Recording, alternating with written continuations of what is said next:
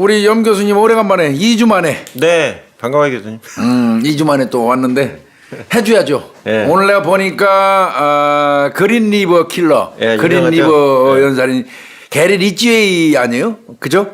뭐 게리 리언 리치웨이라고 나는 네. 그냥 게리 리치웨이 이렇게 썼는데 그린 리버 사건, 네. 거기가 저 녹색강, 네. 뭐 그 사건이고 유명한 사건이죠. 그러니까 네. 교수님 그 옛날에 양들의 침묵 보셨잖아요. 네. 거기 보면 그 FBI 수사관이 그 렉터 박사인가 그 사람 찾아가서 렉터. 물어보잖아요. 이 사건 어떻게 해야 되냐고. 그래서 당시에 양들의 침묵이 원래 소설인데 소설. 충격을 준 게 어떻게 감히 연쇄살인범한테 다른 연쇄살인범의 프로파일링을 물어보냐. 그게 상당히 충격이었거든요. 근데 실제로 이 사건이 그 사건이에요. 게리 리치웨이 네. 그래서 맨 뒤에 나와 있긴 한데 유명한 사건입니다. 이거, 이게 지금 제가 말씀드린 그 프로파일링 자체를 이 친구를 관련해서 그 프로파일링을 거꾸로 이제 요구한 사건이었거든요. 연쇄살인범들한테. 그래서 이게 이제 이렇게도 얘기해요. 그 연쇄살인범이 프로파일링을 한 시리얼 킬러. 네, 그러니까 얘가 이제 프로파일링을 된 거죠, 그죠?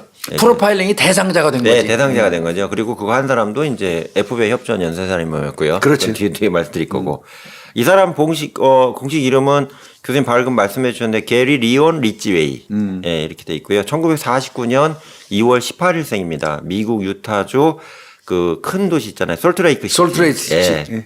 그러니까 메리 리타와 또 토마스 리치웨이 엄마 아빠하고 엄마 사이에 태어났는데 여기서 이제 교수님 중요한 게 이제 보통은 아빠 이름을 이제 먼저 하잖아요. 근데 기록에 보면 메리 리타가 먼저 나와? 메리 리타 다 먼저 나와요. 엄마가 센가? 예. 그래서 저가 요즘에 교수님 이거 공부하는 레드 퍼스트 때문에 그런 거 아니에요? 그러니까 저도 처음에는 교수님 그런 거 있잖아요. 왜 저기 문구를 똑바로 다 읽어라. 저 대학 다닐 때도 교수님도 대학 다닐 때 들으셨겠지만 이 문구를 잘 봐야 되는 게 문구의 순서가 중요하더라고요. 중요해요. 이 사건이 그래요. 그래서 우선순위를 슬쩍 가리거든. 네. 그래서 아빠가 뭐 좀 많이 나오잖아요. 그러니까 토마스 리치웨이가 먼저 나와야 되는데 메리 리타가 먼저 나와요. 예. 이게 뭔가 이유는 있었겠죠. 있겠지. 예. 그래서 세 아들 중에 둘째 아들로 태어났다. 이게 이제 태어난 과정이고요. 그다음에 이제 아버지는 버스 기사로 네. 일을 하셨는데 일하시면서 이제 지금 나온 내용은 전부 다 이제 FBI 수사관들 앞에서 리치웨이가 너 어떻게 했니 할 때 이제 자기 과정 삶에 대해서 프로파일링 하잖아요. 그때 얘기한 건데 그러니까 아버지는 찌질했다. 이게 핵심이고요. 아버지가. 네. 엄마가 훨씬 강한 엄마였고 아빠는 찌질했다. 이렇게 진술했고요. 그다음에 이제 버스 기사로 이르면서 이 얘기는 해요. 자기가 교수님 이거는 뭐 수사 과정에서 강의하셨잖아요. 하셨는데 주로 성매매 여성이 많이 당했잖아요. 맞아요. 그러니까 이때 이제 FBI 수사관이 너 왜 저기 성매매 여성만 주로 공격을 했냐 이렇게 물어보니까 이 친구 얘기는 이제 아빠 얘기를 하는 거예요. 아빠 버스도 얻어 타고 다닌 적이 있었는데 아빠가 맨날 저 못된 XX들 지저분한 몸 년들. 파는 XX들 뭐 이래가지고 막 욕을 많이 했나 봐요. 그래서 이 친구 얘기는 이게 이제 성매매 여성에 대해서 어린 나이잖아요. 이게 이제 유년기 얘기거든요. 유년기 때 성매매 여성이 뭔지 뭐 알 일도 없고 어린이가 근데 아빠 차를 이제 얻어 타고 가면서 아버지가 항상 저런 애들은 인간 쓰레기다 뭐 이 세상에 없어져야 될 것이다 이런 얘기를 했는데 리치웨이 입장에서는 이게 나한테 영향을 좀 일부 준 것 같다. 그러니까 형이 다 거의 확정되고 나서 얘기해요. 그러니까는 차후에 너 왜 그랬니 할 때 좀 편안한 상태에서 얘기를 하잖아요. 그때 얘기할 때 이제 부모님 중에 아버지가 성매매 여성에 대한 비하적 사고 체계를 가지도록 나한테 영향을 상당히 많이 미쳤다 이런 얘기를 합니다. 근데 수사관들 입장에서도 그 FBI 수사관들 보고서에 이게 들어가 있는 내용을 보니까 이거 맞는 것 같다 이렇게 정리가 됐으니까 나왔겠죠. 그다음에 이제 어머니가 이제 여기서 이제 좀 중요한데 어머니는 백화점 점원이었대요. 그래서 JC 페니사랑 그러니까 메리 리타. 네, JC 페니사의 영업사원으로 이제 백화점에서 그러니까 외판하거나 이렇게 총판하는 이런 역할을 했었고요. 근데 이제 문제는 뭐냐면 이제 엄마가 아주 그 화려하게 옷을 입고 다니는 여성이었대요. 의상에 관심이 많은가? 예, 동네에서 아주 유명했대요. 그래가지고 이제 뭐냐면 이분이 이제 일반적인 이제 가정주부고 아이들 엄마고 직장인이잖아요. 근데 백화점에서도 유명한 게 완전히 그 성매매 여성들 하고 다니는 그러니까 밤에 이제 스트리트 워커라고 그러잖아요. 밤에 이렇게 호개 가는 그 여성들 있잖아요. 그 여성들이 되게 이렇게 화려하게 입고 다녀요. 영화나 이런 데 보시면. 그런 식으로 도저히 이제 일반 사람들 입장에서는 좀 상상을 초월하는 정도의, 그러니까 술집의 스트리퍼 정도의 옷을 막 이렇게 입고 다녀가지고. 짙은 화장하고. 네, 화장도, 그러니까 거의 할리퀸 아시죠? 예. 예. 버즈 오브 프레이 나올 할리퀸 있잖아요. 저기 조커 애인. 그 정도로 진짜 아우, 화장을 씨, 하고 다녔나. 무서워. 그건 무섭던데 아니 근데 그게 또 아니 저도 사실 이런 얘기도 그런데 일본에도 이런 거 비슷한 게 자루라고 아시잖아요. 자루. 예, 이렇게 막 이렇게 황금 색깔 칠하고 다니니까 그거 비슷했던 것 같아요. 그래서 그 항상 그 엄마에 대한 오해가 있었대요. 주변 사람들이 분명히 백화점에서 점원으로 정상적으로 일하고 있는데도 마치 성매매 여성처럼 예, 꾸미고 지나가다 보면 저 여자 저 그 뭐 이런 표현을 술집 여자 아니야 뭐 이런 식으로 쳐다보고 하는 게 자기 입장에서도 좀 영향이 있었다고 하고요. 또 하나 웃기는 거는 이제 그렇게 화려하게 되게 좀 자기를 이렇게 팔색조 같이 화장을 하고 꾸미고 다녔잖아요. 그러면 여성성이 강할 줄 알았는데 여성성은 또 안 강해? 예. 그러니까 뭐야 그거? 그러니까 희한한 거니까 리치웨이 얘기는 뭐냐면 여자의 껍데기를 쓴 남자였다 이렇게 표현이 돼요. 그 니찌웨이가 혼란스러웠겠네요. 되게 많이 혼란했겠죠. 그렇겠어요. 그러니까 네. 가장 역할이라고도 받고 그다음에 이제 엄마가 외관상으로는 어머 이러면서 막 예쁘게 하고 다니는데 집에서는 완전히 이게 목소리도 바뀌나? 막 상남자였다 이렇게 표현을 해요. 그래서 그 내용이 뒤에 나오는데 어쨌든 리치웨이도 교수님 계속 제가 하면서 교수님도 공감하시지만 가정사가 편탄치는 않아요. 네, 경제적으로 그런 좀 어려워가지고 힘들었고요. 그 다음에 이제 어머니 횡포가 되게 심했는데 특히 이제 그 삼형제가 다 맨날 두드려 맞았대요 엄마한테. 엄마한테 아버지가 때리는 게 아니라 네, 두드려 맞았고 폭력적인 여성이구나. 아빠도 뒤지게 맞았대요. 아빠도 얻어 맞고 네. 아빠가 애들 앞에서 얻어 맞고 그러면 그런 거를 아이들이 보면서 자라면 엄마는 거의 절대적인 사람이 돼버리지. 네. 그러니까 이게 서열이 그냥 정해져 버렸네. 그렇죠. 서열도 정해졌고요. 교수님 플러스 알파로 또 떠오르시는 거 있으잖아요, 교수님. 이제 여성에 대한 적대감이 그건 뭐 볼 것도 없죠. 예, 엄마가 나중에 작용하죠 그거. 그러니까 리치웨이가 이제 강력하게 얘기한 것 중에 하나가 뭐냐면 심하게 맞았다예요. 그냥 엄마가 그냥 찰싹찰 때리는 정도가 훈육 차원이 아니고 정말 남자 넷이 쪽도 못 쓰고 뒤지게 맞았다 이거죠. 여성에 엄마한테. 대한 분노가 자리 잡기 시작하는구만. 네. 그리고 또 그 상황 하에서 그 여기 이제 범죄 심리학자들이 분석한 내용이 나와요. 이 대목에 대해서. 그래서 크게 이제 교수님 1, 2, 3 세 가지로 해놨는데 1번으로 분석한 게 뭐냐면 리치웨이가 여성에 대한 강한 분노심과 복수심을 가졌을 가능성이 크다. 1번. 네, 계속 엄마가 어릴 때부터 계속 그렇지, 때렸으니까 이게 하나고요. 두 번째는 이제 성매매 여성이랑 거의 유사한 식의 진짜 너무 좀 요란한 그 외모를 하고 다녔기 때문에 그 외모를 가진 사람을 공격 대상으로 봤을 가능성도 있다. 두 번째 대상 선정의 영향을 그렇죠. 준 거네. 자기한테 상처 준 사람이 엄마인데 자기가 우울한 유년기나 아동기를 보냈는데 그거랑 똑같은 모양새와 차림새를 가진 사람들을 공격 타겟으로 할 가능성이 높았다. 이게 대상 이번 선정. 이게 분석이고요. 그 다음에 또 어린 시절을 우울하게 보냈잖아요. 그렇지. 우울하게 보냈는데 그게 이제 엄마 탓이다 보니까 그러니까 쉽게 얘기하면 그 유영철이 그런 얘기 하잖아요. 자기의 그 인생의 우울함에 있어서 여성이란 게 좀 있었다 이런 게 얘기한 식으로 그거와 유사하지 않겠냐 이렇게 보여집니다. 그 다음에 여기서 또 하나 또 나와요. 이게 원인부터 제가 말씀드리니까 어차피 사건이나 답도 비슷하니까 야뇨증이 있었대요. 야뇨증. 네, 근데 대표적인 교수님 이게 많아요. 오줌 연쇄살인범 중에 연살인범들이 거의 다 그렇잖아요. 다 그래요. 예, 불장난하고 저 밤에 오줌 싸는 거는 예, 그 조사해 보면 한 75% 이상이던데요. 뭐 연살인범들 전부 통계내는 거 보면 그 과민한 스트레스 때문에 오줌 싼다며요. 아 스트레스상으로요. 그래서 저기 미국 자료를 좀 주로 봤는데 네. 미국 자료에 나온 게 그냥 대놓고 그냥 공식화해서 나오더라고요. 야뇨증이 있는 경우는 연쇄살인이나 연쇄강간이 많다. 맞아요. 교수님 말씀 방화도 들어가 있는 것 같아요. 말씀도 들어가 방화 있더라고요. 들어가 그래서 있고. 네. 아예 단언을 하더라고요. 네. 자료에서. 그래서 야뇨증이라는 공통적인 특성이 나왔다. 저 이것도 하나 배웠고요, 교수님. 근데 이제 문제는 13살까지니까 만 13세니까 교수님 우리나라라면 14세, 15세쯤 되잖아요. 어린애인데, 중1인데. 근데 이때 다 큰 놈이 이제 야뇨증에 걸려 그 엄마는 자기가 원인인 것도 모르고 애가 수시로 오줌 싸니까 또 그거 오줌 싼다고 때리나 보다. 예, 그래 패고 오줌 싸면 또 패고 이렇게 된 거예요. 참나 미치겠네 진짜. 예, 그러니까 그러면 그 오줌 싸는 거 안 고쳐질 거 아니에요? 안 고쳐지죠. 더 싸지. 더 싸지. 예. 그러니까 이래 맞고 저래 맞고 계속 맞은 거예요. 그러네. 그래서 이제 중요한 건 이제 씻겨야 되잖아요. 교수님 젖었으니까. 그치, 씻겨야지. 근데 이제 공개 처형을 한 거죠, 엄마가.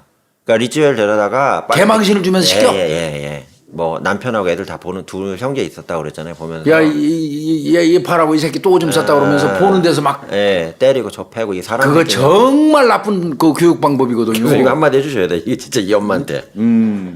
그래갖고 뭐 창피해 죽겠다 뭐 이게 말이 되냐. 그러니까 우리말로 옛날에 하면 요즘 우리말로 하면 나가 뒤져라. 그러니까 교수님 옛날에요. 그 이 전 조선 시대에 대해서 이제 투영이 되는 게 우리 분석을 해야 되잖아. 맞아요. 옛날 키 씌운 거 있잖아요. 네. 오줌 싸면 이게 키 씌우고 네, 저 어릴 적에 소금 들어가고 키 씌워서. 그거 범죄자 양성하는 거 아닌가 싶어요. 지금 그거 생각하면 엄청 위험한 얘기예요, 그거. 지금 현대적인 시각에서 보면. 예. 그거야말로 지금 염 교수님 말씀하신 공개, 처형 아니에요? 공개 망신. 예, 동네 공개 처형이죠 완전히를. 그렇잖아요. 동네마다 이거 키 씌우고, 그릇 들고 소금 묻어오라고. 그럼 그 강박이 더 심해져서 오줌 더 싸지.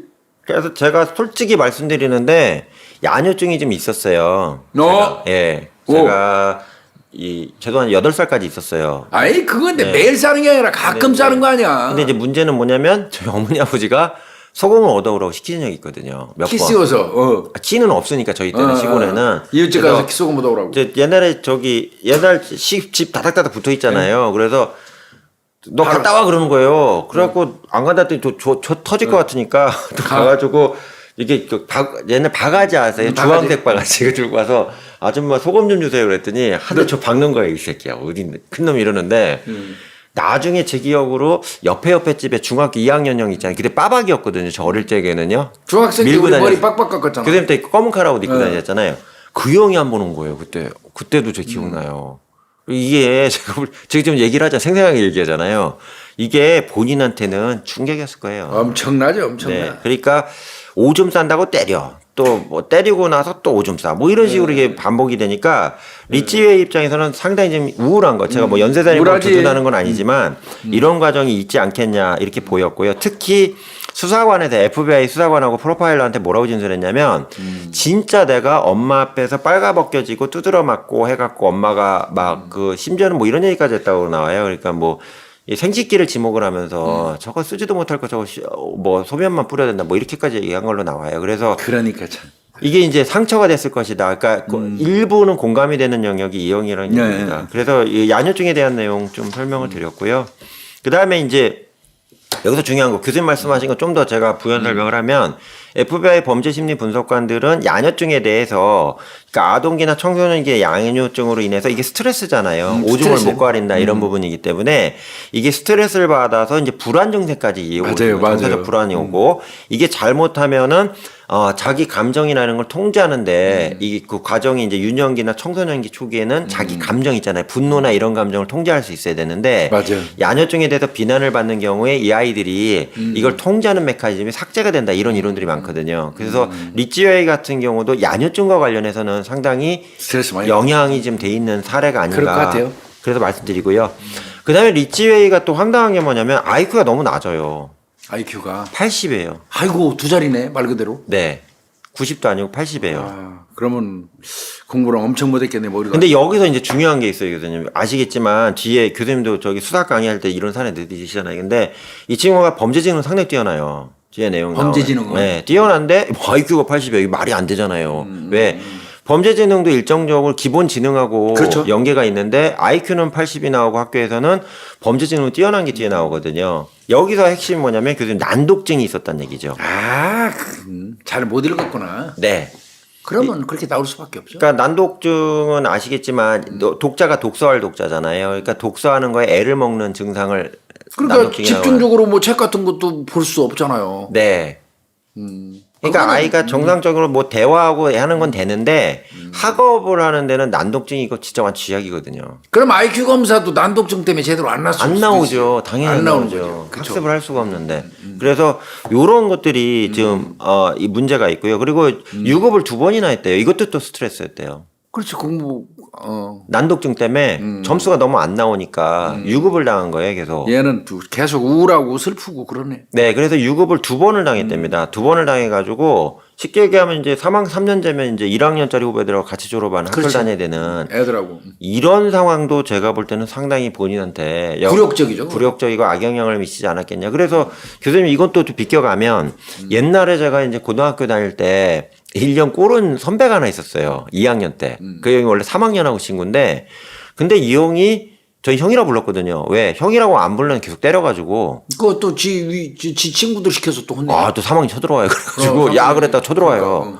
그래갖고 자기가 저희 때 꿇었다고 표현하잖아요. 플러스 1년 꿇었다고. 그러니까 거기서 이제 왕노릇을 하려는 거라. 근데 이제 저희는 어차피 졸업은 같이 하잖아요. 그래갖고 이제 저희 4명이 짠 거예요.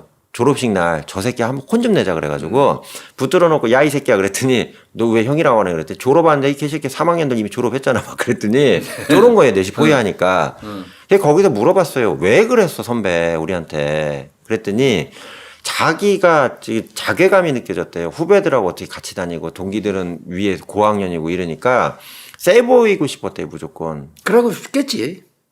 그래서 그런 것들이 아마 여기 리츠웨이는 뭐 동급생들 공격한 건 아니지만 이 영향을 좀 있지 않았냐 이렇게. 그걸 알량한 자존심이라고 그래요. 알량한 자신이겠어요. 그래서 이제 이러다가 이제 16살 때 이게 사건 수사로는 결과는 안 나왔고 피해자 확인이 안 됐는데 살인미수를 첫 번째 저질러요. 뭐 16살 때? 네. 지나가다 6살 남자아이인데 소녀를 유혹을 해서 숲속 근처로 끌고 갔고요. 거기서 그냥 들던 흉기로 그냥 배를 쑤셔버린 거예요. 이유 없는 분노를 어린애한테 약자한테 투사한 거네. 네. 그래서 나중에 수사관한테 여죄 관련돼서 편하게 얘기하는 과정에서 얘기가 나왔고요.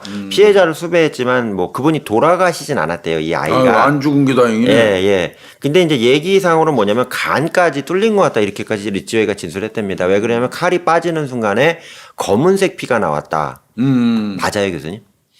정맥하고 이제 동맥 피는 좀 다르니까요. 네, 배를 찔렀는데 그래서 다행인 건 아이가 살아가지고 이렇게 자기가 피 닦아주고 돌려보냈다 이런 얘기를 한 게 있고요. 그 다음에 또 하나 또 역시가 또 확인이 안 된 건데 그 즈음에 16살 즈음에 강에서 수영하고 있는 애를 또 죽이고 싶더래요. 근데 물에 들어가고 밑에 다리를 잡고서 있잖아요. 감아가지고 밀어 넣어버린 거예요, 그냥. 익사시킨 거야? 네, 익사시킨 거예요. 자기가 눌러서 죽였다고. 진짜 악마네. 네. 근데 이거에 대해서는 이제 근거가 나오지 않기 때문에 일단 이거 주장일 뿐이긴 한데 이거 확인이 안 됐구나.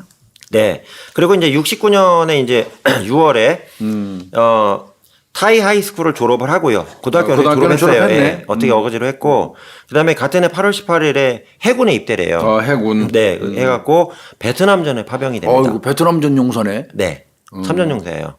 그래서 보급선 있잖아요. 육군전 보급해주는 해군이니까. 예, 복무를 하는데 교수님 아시겠지만 베트남전은 해군은 거의 싸울 일 없잖아요. 공군하고 육군 싸움이었잖아요. 보급부만 계속 날르니까 보급부 빙당도 엄청 쳤을 거고. 네. 그랬겠는데? 그리고 그때 이제 해군이 좀 짭짤했대요. 교수님 말대로. 그러니까. 왜 그러면 해군이 다 갖다 주니까. 나 그 얘기 많이 들었어요. 네, 그래서 이 보급선에 있으니까 이 친구가 이제 달러를 많이 만졌을 거 아니에요. 그렇죠. 그러니까 그걸로 이제 베트남에 있는 일반 여성이나 성매매 여성하고 뻔하다. 거의 매일 일을 벌렸대요. 그렇겠다. 예.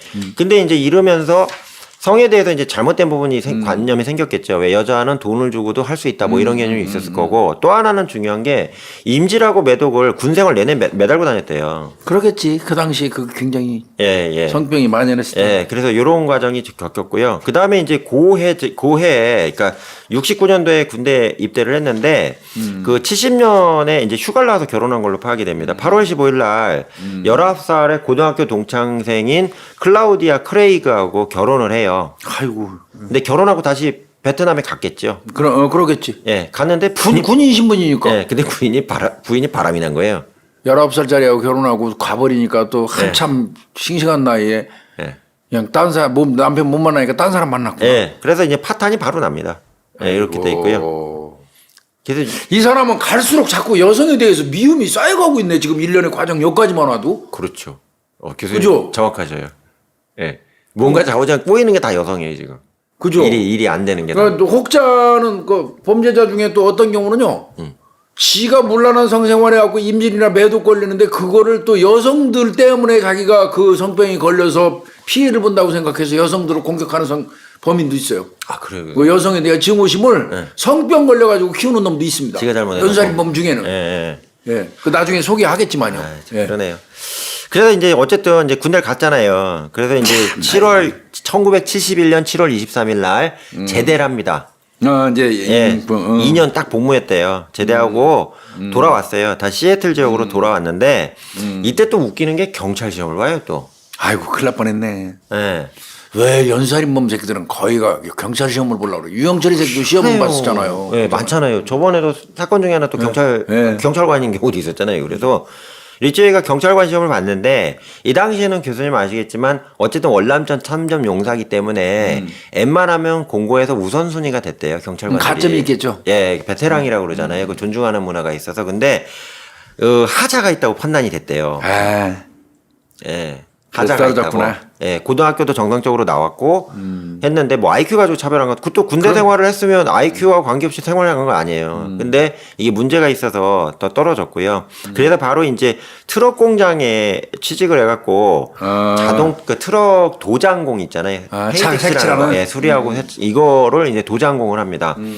그리고 이제 2년이 지난 73년도 12월 14일에 두 번째 부인인 마샤 윈슬로하고 재혼을 합니다. 재혼을 해요. 네. 여태까지는 좀 조용히 넘어갑니다. 그래서 이 사이에서 이제 1975년 9월 15일에 아들 매튜가 있는데 이 매튜를 끔찍이 사랑했대요. 그래서 매튜가 태어나고요. 그 다음에 이때부터 가족을 꾸리면서 독실한 크리스찬으로 돌변합니다. 나도 이해가 안 되네. 그렇게. 그래갖고 교수님 그 복음주의 아시죠? 제일 센 거잖아요. 원리주의. 네, 복음주의 사상에 빠져갖고. 그 성경에 나온 그대로 해야 돼. 네, 맞아, 그거래요. 그거 큰일 나는데. 그래서 그거. 기도 시간 칼같이 지키고 어이구, 예배 그러면 시간 안 돼, 오히려. 위반하면 안 되고. 해석이 없어요, 그거는. 그래서 부인은 나중에 얘기가 이 두 번째 부인이 이제 진술을 하잖아요. 나중에 네 남편도 쓰레기야 그러면 뭐라니? 나 안 믿겨 이렇게 나오는 거예요. 안 믿겠지. 네. 원리주의자인데. 아유. 교회 가갖고 봉사활동 죽기 살기로 하고요. 목사님 설교할 때 있잖아요. 막 할렐루야 이러면서 펑펑 울고요. 막 성령이 임재하셨다 이러고요. 그리고 이제 매튜에 대해서 학대는 안 했는데 가장 강건한 게 뭐냐면 주님 말씀대로 살지 않는 인간 쓰레기였다. 뭐 이런 식으로 아들한테 계속 강요를 했대요. 그러니까 요게 이제 가장 엽기죠. 왜? 이 이후로 이제 나쁜 짓을 저지르는데 이런 식으로 종교 신앙생활이 본인한테 제어적 통제적 역할을 했다면 우리 범죄 예방론에서 계속 많이 얘기하는 거 있잖아요. 종교의 역할. 그럼 일이 안 벌어졌어야 되는데 세상에 이렇게 거의 집사급까지 돼가지고 열심히 살면서 이게 말이 되냐. 이 부분에 대해서는 좀 아리까리한 부분이 있다는 얘기입니다. 그래서 그거 나오는데 목사님 설교 말씀을 듣자마자 뭐 울거나 통곡하거나 참. 방언하는 경우도 있었다는 진술도 있어요. 뭐 우리 뭐 알랄라 뭐 이런 거 있잖아요. 방언도 했다고 하고. 완전 광신도네. 네. 그리고 더 황당한 건 뭐냐면 부인한테요. 자원봉사를 강요해요. 무조건 강요. 하라고 했는데 뭐냐 성노동자라고 불리잖아요. 즉 성매매 여성이나 성매매 남성들이 있잖아요. 이분들 교화하는 봉사활동을 교회에서 프로그램을 하고 있었는데 지역사회와 같이 이거에 주도적 역할을 하고 무조건 강요를 했대요. 성매매 여성들은 무조건 구조해야 될 정말 사회적으로 불쌍한 사람이니까 여보가 가서 열심히 해야 돼 이래가지고 이렇게 하는 말도 안 되는 도 했고요. 그 다음에 이제 여기서 이제 부인이 이제 우리 남편의 이상한 점이 있긴 있었다고 하는 게 뭐냐면 공공장소에서 자꾸 성관계를 요구해서 했대요. 자기 마누라한테? 예. 막 공원에서도 하고요. 그 다음에 저기 화장실 있잖아요. 공중 화장실에도 하고요. 막 이상한 자꾸 해가지고 자기는 이제 응할 수밖에 없죠. 남편이 요구하니까. 근데 이거는 내 남편이 유일하게 특이한 점이 뭐냐면 그러니까 스릴을 느끼려고 하는지 모르겠지만 들키지 않게 몰래 하는 성관계 있잖아요. 이런 성향을 많이 보였다. 이런 내용까지는 부인은 통해 나옵니다. 이제 본격적으로 이제 범인이 그러면 이제 발현되는 거네, 서서히. 그렇죠. 부인한테부터 이제 예.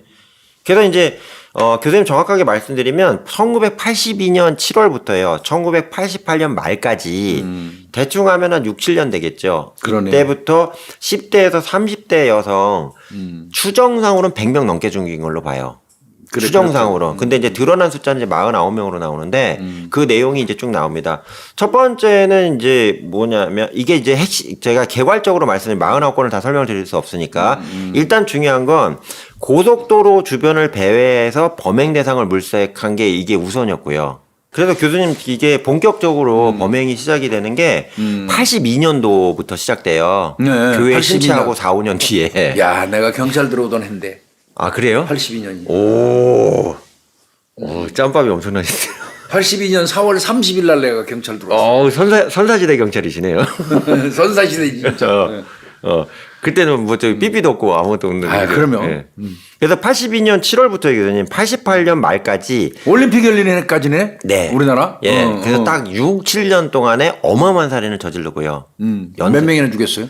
100여 건 정도 발생한 걸로 보고 있어요. 근데 이제 드러난 거는 이제 48 플러스 하나에서 49건 정도로 보고 이거 뭐 있는데. 살인 기계네. 네. 왜 그러냐면 교수님 앞에도 제가 다른 사건에서도 교수님 분석해 주셨잖아요. 뭐냐면 성매매 여성을 공격하는 이유는 찾는 사람도 없고 그때 교수님 말씀해 맞아요. 주셨다니 그걸 사회적 관심이 없잖아 사람들이. 예. 그러니까 뭐 가정이 있거나 가족이 있거나 찾는 사람이 있는 사람을 공격을 했다면 그 건수가 다 맞아요. 실체가 드러났을 텐데 그러니까 진나오 가출한 애들. 예. 또 고아 성매매 고아 공화 출신으로 성매매하는 친구들 뭐 이렇게 공격을 하다 보니까 에이. 이게 좀 어떻게 다 못 드러난 겁니다. 그러네요. 에서는 그래서 주로 이제 교수님 그 고속도로 주변에 배회하는 그 여성들을 대상으로 트럭 기사나 저 차량 기사한테 성매매 하려는 여성들. 네. 그러니까 그 대형 트럭 있잖아요. 그 대형 컨테이너 뭐 이런 대형 거 트럭에 유조차. 많아요. 그 교수 옛날에 많았대요. 미국에 우리나라도 솔직히 말씀드려서 있었고요. 있었다며요, 교수님. 네, 많았죠. 바카스 아줌마도 거기 우리나라 거기서 나온 거 아니에요. 이를테면.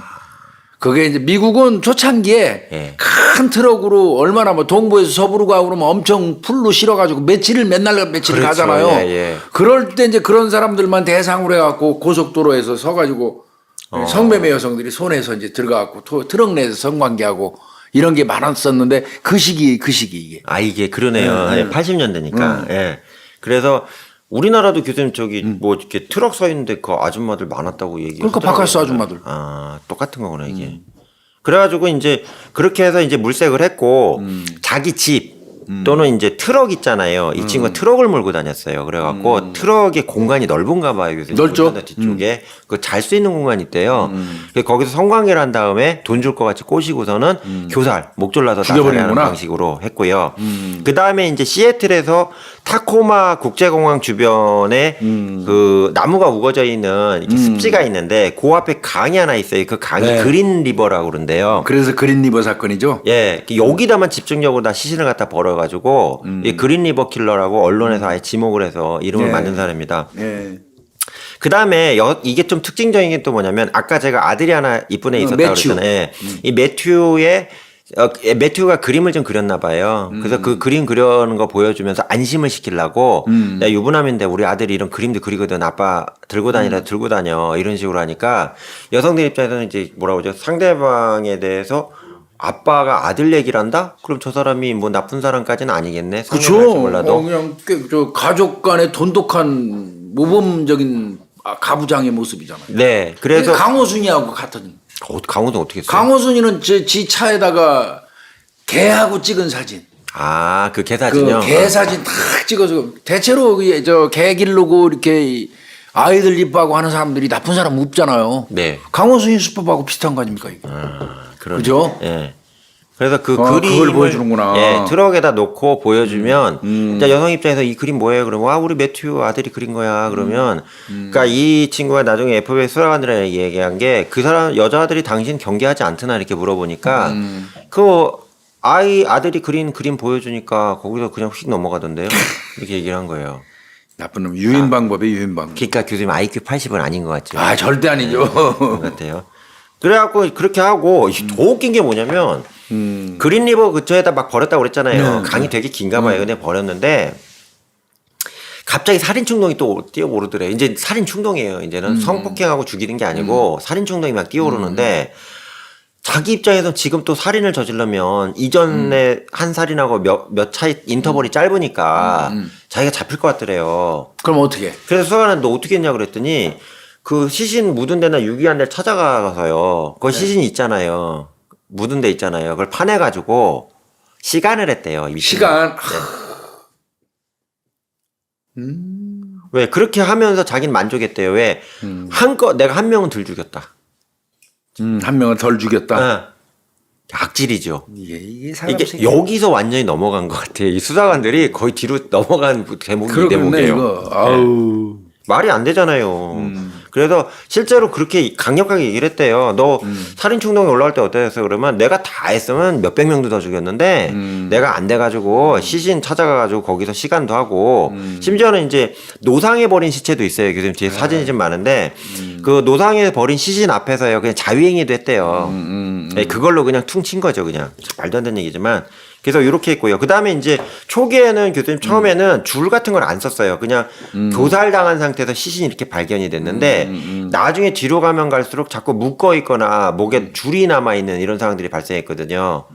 그래서 이거 왜 그러냐 물어봤더니 리츠웨이가 또 친절하게 답변을 해요. 처음에는 그냥 목 졸라서 하는데 편했는데 나중에 막 덤비고 나한테 하니까 막 얼굴에 상처 긁어버리잖아. 네, 긁어버려. 보들거리면서. 상처가 많이 났나 봐 흉터가. 그래서 내가 아파갖고 그러면 안 될 것 같아서 제 앞에서 겁주고 뒤로 묶든가 하고 성폭행하고 죽였다 이렇게 얘기 나옵니다. 그 다음에 이제 그렇게 계속 진행이 됐는데 주요 범행을 보면 82년 7월 15일에 두 명의 소년이 자전거를 타고 그린강을 가다가요. 한강 고수부지식으로요. 가다가 갑자기 이제 그 다리를 건너가는데 시체가 물가에 있는 거예요. 그래서 이 소년들이요 놀래갖고 신고를 했는데 이 여성이 16살이었고요. 아이죠. 어린애네. 예, 웬디리 코필드라고 해서 7월 8일 날 실종이 됐는데 7월 15일 날 이된 시신으로 발견되고요. 이때부터 교수님 이게 인터벌 너무 짧아요. 보시면 그 다음에가 7월 17일입니다. 이틀 지나서죠. 82년. 근데 지젤 앤 로브 본이라는 여성인데 17세 성매매 여성이래요. 성매매. 예. 근데 이 친구가 교살된 채로 발견이 되고요. 실종은 이제 17일 날 됐는데 9월 25일 날 발견되고요. 82년 7월 25일 날 23살의 데보라 린 보너가 실종이 돼요. 실종이 되고 8월 12일 날 또 교살된 채로 또 발견되고요. 그러니까 지금 엄청 짧네. 그러니까 15일 날 하나, 17일 날 하나, 25일 날 하나 이렇게 된 거죠. 막 그냥 며칠 사이에 막 죽이네. 이거 교수님 거의 램페이지 아니에요, 이 정도면. 그러네요 이거. 그리고 8월 15일 날 또 해요. 어우. 20일 지나서. 이때는 또 황당한 게 뭐냐면 한 청년이 그린강에서 이제 뭐 요트를 타고 있었는데 보트를 타고 있었는데 가다가 스톱이 되더래요. 뭐가 걸려갖고. 그래갖고 이제 봤더니 뭐가 큰 게 걸려있더래. 이게 제가 볼 때 모터에 스크류에 걸렸나 봐요. 그래갖고 이제 잠수를 할 수 있으니까 이거 도저히 안 되겠다 싶어갖고 이게 뛰어 들어간 거예요. 그래서 풀으려고. 예. 딱 들어가자마자 완전 경악을 했대요. 마네킹이 하나가 딱 걸려있더래요. 그래갖고 나와갖고 놀라갖고 이제 경찰에 가서 후차등 나와가지고 허겁지겁 신고한 거예요. 사람인지 마네킹인지 모르는데 경찰이 왔더니 사람인 거라. 아 이놈이 죽여갖고 물에 던진 거네. 예, 이 여성은 82년 8월 12일 날 실종된 16세의 오팔 샤르메인 밀스라는 여성으로 또 밧줄에 교살된. 이게 거의 뭐 한 달 뭐 3일 간격 막 이러네. 그 뭐 거의 냉각기가 없네 그냥. 그러니까 초기에 내 거는요 교수님 거의 20일 뭐 이틀 이내 막 계속 발생하는 거예요. 그래갖고 이제 난리 났죠. 그래갖고 그게 킹 카운티 관할이랍니다. 여기 그린 리버가요. 도저히 안 돼갖고 내 건이 연타로 터졌잖아요. 그래서 FBI에다 도움을 요청해갖고 합동 특별 수사본부를 만듭니다. 만드는데 문제는 뭐냐면 이거 진짜 말도 안 되는데 특별수사본부 만들고 언론사 다 불러가지고 우리 FBI 수사관하고 킹스 카운티하고 스테이트 폴리스하고 다 와가지고 우리 최고의 수사관 모여갖고 지금 수사할 거거든. 딱 하는 날 두 건이 또 발견돼요. 참 미치겠네. 그래서 교수님 여기 보시면 사진에 나오잖아요. 그래서 두 명의 이제 마샤 페이 체프먼하고요. 그다음에 신시안 장 힌즈라고 해서 두 명의 여성이 그날 시신으로 바로 발견됩니다. 합동조사본부 만들어갖고 우리 운영하겠다고 얘기한 순간에 그냥 이 두 명의 여성이 바로 시신으로 나타난 거죠. 그러니까 이게 완전히 교수님 속된 말로 이제 융단 폭격 당한 거예요. 이제 시신으로. 그러니까 특별수사 뭐 발족하는 날 살인 사건 두 건이 그냥 들어와 버리니까. 네, 내 건 터졌지. 거기다 합동조사본부 FBI 수사관까지 해갖고 인터뷰하는데 갑자기 두 개 시체 또 발견됐죠. 이러니까 난리도 아닌 거죠. 혼비백산했겠네. 네. 그리고 교수님 그 지금 위에 사진 보면 이게 좀 약간 짧은데 여성이 그냥 그 길바닥에 널브러 놓은 거예요. 그냥 강가에다가. 그냥 옆에 쓰러진 채로 죽어 있는 거예요. 이게 뭐냐면 아예 은폐도 안 하겠다는 얘기예요. 이때부터는. 그래서 이때 당시에 FBI하고요. 주 경찰하고 킹 카운티에 있는 수사관들이 이 살인범이 우리하고 전쟁을 선포하나 이렇게까지 생각을 했었대요. 전시하는 듯이 보였으니까. 예, 그냥 옆에 이렇게 쓰러져 잠자는 식으로 조깅하는 여성이 죽은 식으로 나오거든요. 그러다 또 하나 문제는 뭐냐면 이 당시에 교수님 지금 벌써 6명이 나왔잖아요. 6명이 나왔는데 나오다 보니까 그 근처에 뭐 담배꽁초부터 해갖고 뭐 여러 가지 막 많이 나올 거 아니에요. 발자국부터. 근데 동시다발로 발생하니까 이 당시 감식 능력이 떨어져가지고 그 증거자료를 전부 다 채집하거나 분석하는 게 안 되는 거예요. 이게 정신이 없어가지고. 그랬구나. 그래서 그냥 펜스 쳐놓고 그냥 그린강 근처에 오시면 목숨 잃어요. 오지 말아요. 이 정도밖에 못 하는 거예요. 상황 자체가. 그래서 이제 그랬고요. 또 하나는 이제 안 되니까 투망식 수사라고 있다며요. 교수님. 도저히 안 되면 그냥 에라 모르겠다 금을 던지는 식으로 한다며요. 그래가지고 이 그린리버 근처에서 산책하거나 자전거 탄 사람 다 용의자로 그냥 해놔버린 거예요. 그냥. 그러니까 이 사람들 싹 다 하니까 이게 또 시끄러웠고요. 이렇게 됐다는 얘기입니다. 근데 나중에 알고 봤더니 리치웨이가 나중에 수사관들한테 얘기해. 너네가 나 못 잡는 이유가 있어. 왜 그런 줄 알아? 너네 그 시신 옆에 있는 담배꽁초하고 그 껌 같은 거 너네 다 주웠지 그랬더니 수사관이 그랬대요. 그랬더니 뭐라냐? 그거 내가 다른 동네 가서 남이 씻던 껌하고 남이 버린 담배꽁초. IQ 80의 얘기는 아니지. 예. 네. 심지어는 뭐 택배 같은 거 있잖아요. 교수님 그 주소 나온 거 있잖아요. 이거 다 해서 막 집어 던졌대요. 그래서 수사 혼란시키는 거예요. 그래서 혼란이 왔대요. 교수님. 당시에 뭐가 막 나오는데 이게 하나가 아니야 이게. 참나. 그러니까 이 리치웨이가 바보가 아닌 게 이게 건 바이 건으로 할 때마다 딴 데서 주워온 그 다른 사람의 유전자가 묻어 있거나 지문이 묻어 있거나 주소 나와 있는 거 있잖아요. 이걸 막 뿌려댄 거예요. 뿌려대니까 뭐 수사가 제대로 되겠어요 이게. 그렇지. 이런 상황이었죠. 그래서 80년대 초반에 아까 말씀드린 이런 정점을 찍고 90년대까지 좀 이어지다가 성매매 관련 혐의로 1982년하고 2001년에 두 번 체포가 됩니다. 성매매는 계속 했나 봐요. 성매매는. 네, 체포가 됐는데 이 이후에도 3번의 그 살인 용의자로 약간 얘가 혐의점이 있다고 해서 체포가 계속되고 조사가 됐지만 문제는 뭐냐면 이를 입증할 수 있는 유전자 분석 기술이 전혀 없었기 때문에 그때는 DNA 없었어. 예, 뭐 혈액형도 정확하지 않은 시대다 보니까 그게 안 됐고요. 또 하나 문제는 뭐냐면 교회가 좀 문제였대요. 이게 독실한 크리스찬이죠. 그러니까 그 교회가 좀 오래된 교회고 뭐 하다 보니까 이 사람이 독실한 집사인데 얘가 무슨 살인이냐 말도 안 되는 소리 하지 말라고 그래갖고 그 압력이 엄청났대 지역사회에서. 교회 권력한테 줬고. 예. 올바르게 살라고 노력해 보이니까요. 이렇게 진행이 됐습니다. 그러다가 이제 교수님 83년에 잡힐 뻔한 사례가 하나 있습니다. 요것만 사건을 설명드리려고 그러는데 이때 잡힐 뻔했어요, 실제로. 1983년도 4월 30일에 바에서 웨이트리스로 일하던 마리 멜 바르라는 여성이 있었어요. 18세 성인이죠. 미국 기준으로는요. 여성이 있었는데 이 여성이 납치되는 걸 남자친구가 데리러 왔다가 본 거예요. 그러니까 이제 바에서 끝나고 나서 이제 그러니까 웨이트리스니까 이제 서빙하는 직원이잖아요. 그러니까 데리러 왔는데 갑자기 이거 휙 하고 누구한테 끌려가는 거야. 그 남자친구가 놀라고 따라간 거죠. 근데 그 당시에 뭐냐 큰 트럭에 낚아채서 간 거예요. 그러고 추적을 했는데 이 트럭이 원체 쏜살같이 달리고 밤이다 보니까 놓쳤대요.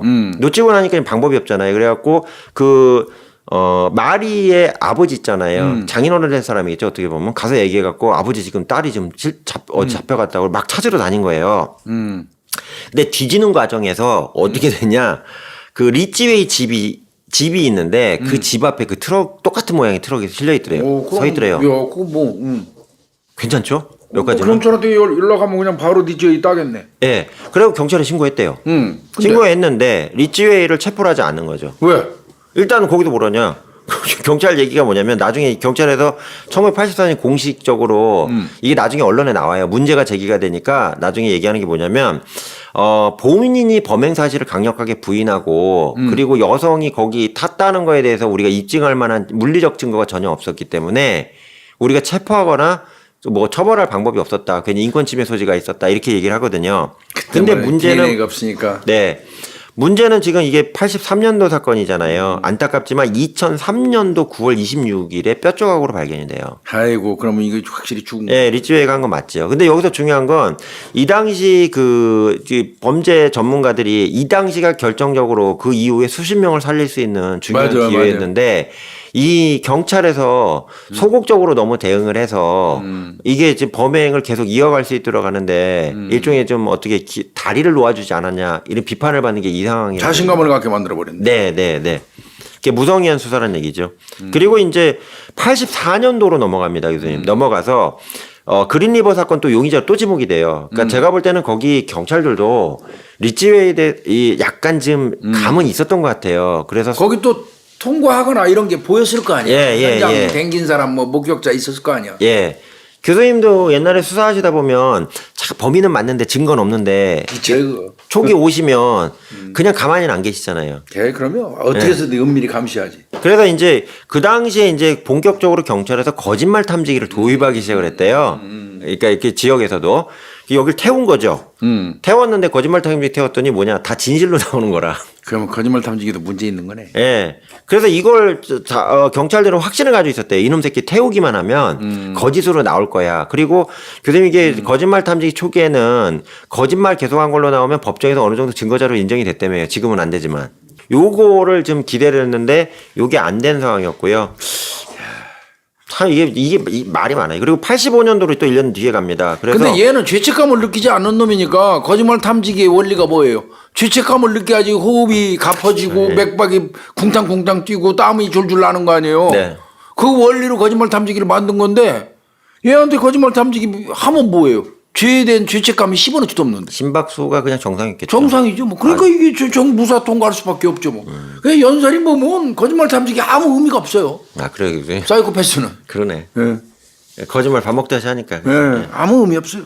그래갖고 이제 그러다가 이제 리치웨이가 이제 또 결혼을 또 해요. 세 번째 결혼. 네. 그래서 주디스 모슨이라고 해서 만나는데 이게 또 웃겨요. 이 모임이 뭐냐면 그 고아들을 지원해주는 그 모임 있잖아요. 아, 이 새끼 위장은 잘하네. 예, 이거가 그래서 파트너스 위다웃 뭐 페어런츠 이래가지고 요게 또 들어가가지고 여기서 만난 자원봉사자를 만나서 결혼을 해요. 88년에 결혼합니다. 그러니까 세 번째 한 거겠죠.